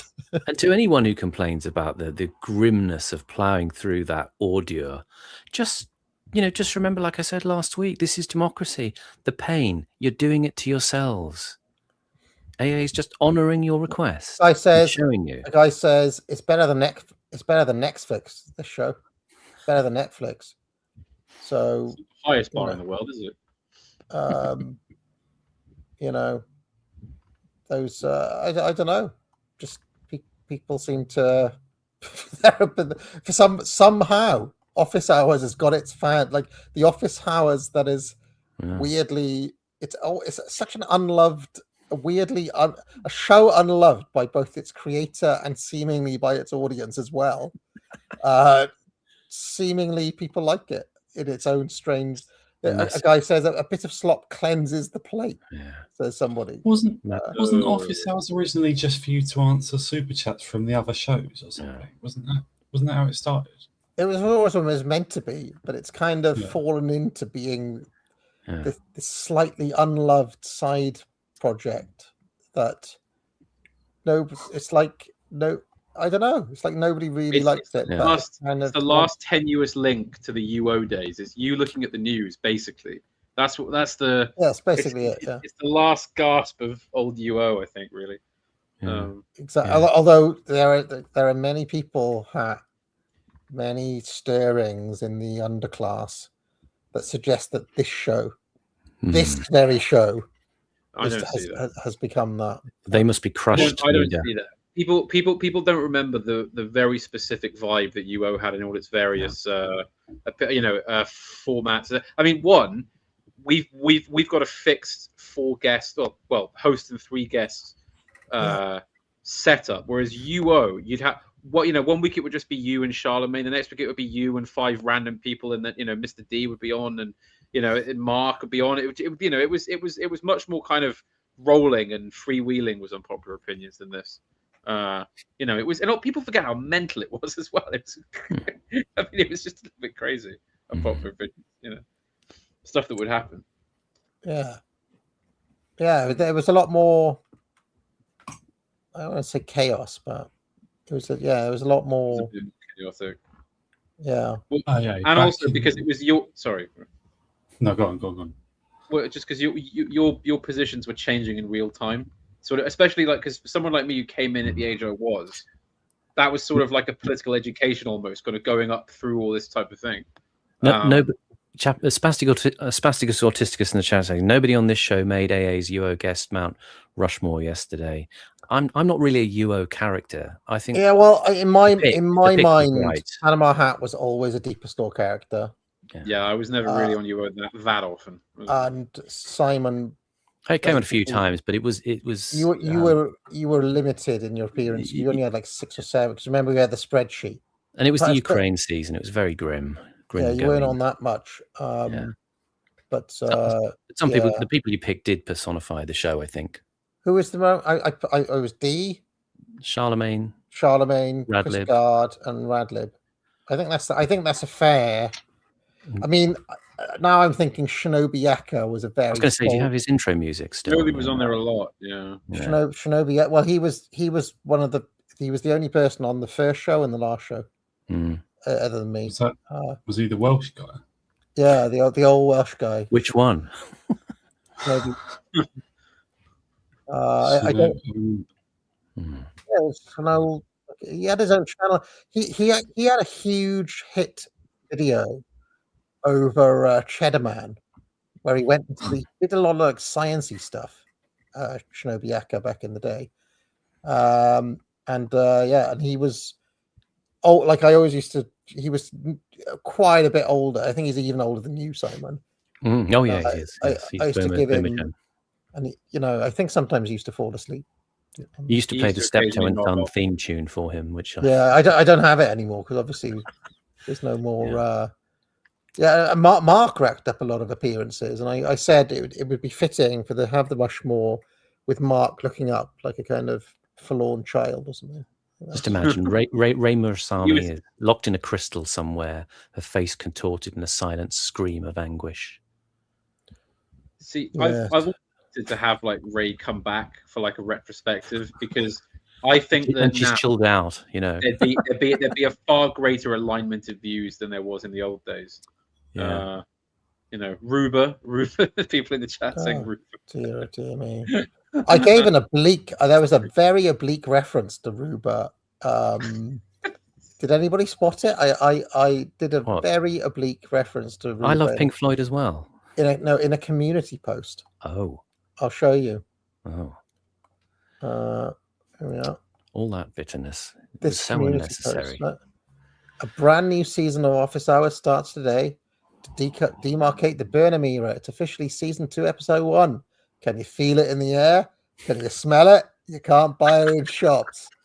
That is a deep cut, if anybody got that one. And somebody did get it, actually. Some old head really did get it. Yeah, there we go.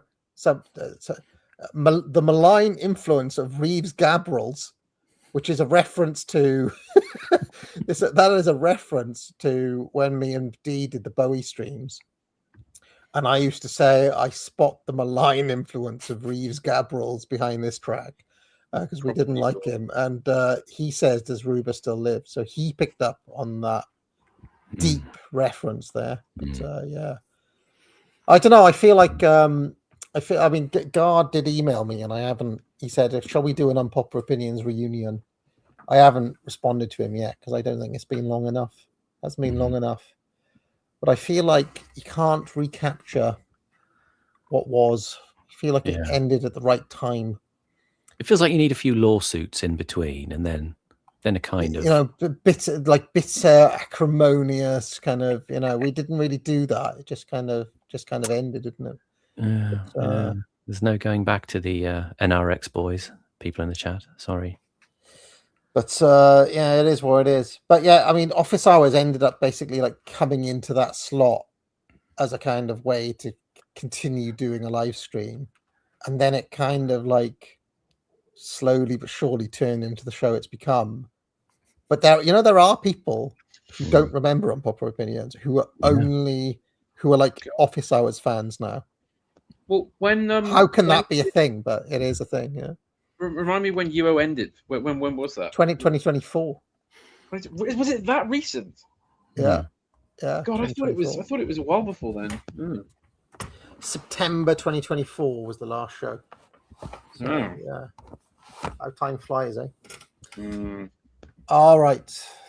Let's say goodnight. But there are people. There are definite people who are in it for the slop, and I'm giving them something, a concession. I'm not kicking them to the curb because they've been loyal. They've been loyal. You know, they want to suffer. The way I'm looking at it, Simon, is this: it's kind of we're suffering the pain together. It's through life. You know? Literal jouissance. Yeah. You exactly biting into the thing that's so tasty, but you know it's going to hurt. Marcos says, the Rushmore 2, right? If there was a second Mount Rushmore, would be Shinobi Yaka, Oliver, a Semiagog, Carl Benjamin, who was actually a fairly frequent regular on Unpopular Opinions, which people forget, and Furious, the Ostapazzi, the Pastor Ozzy, Furious, if you remember him, Marcus. So UO is also where Gamergate 3 happened, isn't it? When Carl said that is not a thing. There's no such thing as Gamergate 3, Horace. You brought that up before. Keith Woods said in the chat, "Is this Gamergate 3.0?" Because Gamergate 2 was when Carl said, "Like we can get Donald Trump to tweet about Gamergate." In about 2017 or something, 16. And then Gamergate 3 was on Unpopular Opinions when he said that we can write a letter to the third world and ask them. Oh yeah, that became a real meme. The Carl, let's just try writing them a letter. That became a real Do thing. you know what? We've landed in the American sitcom episode of being locked in the basement and doing the compendium show. Yeah, we have. Yeah, recollecting the previous do season. you remember when? And then yeah, okay. Let's not do that. Let's just get out. Back in the day today, they called it a reminiscy package. Yeah, but not after a 3-hour stream. No. Why don't we do our own version of the BBC ad? What's Academic Agent ever done for us, eh? What's he ever done for us? Well, yeah, exactly. No entitlement. Should no be. I just appreciate. What I am is grateful for all of you. If that question is being put, Panama, then I don't want it answered by Romesh Reganathan. So. No. Get him in. You get him in to do a spot for us. All right, let's get out of here. See you, everybody. Nice chat. My brother will be back any minute, wherever he's gone. All right, cheers, guys. How we laughed, eh? The times that we have seen. We have heard the chimes at midnight. What goes on in this town is none of your business. As long as I'm living here, it is. Then maybe you shouldn't be living here! Well, that's easily fixed.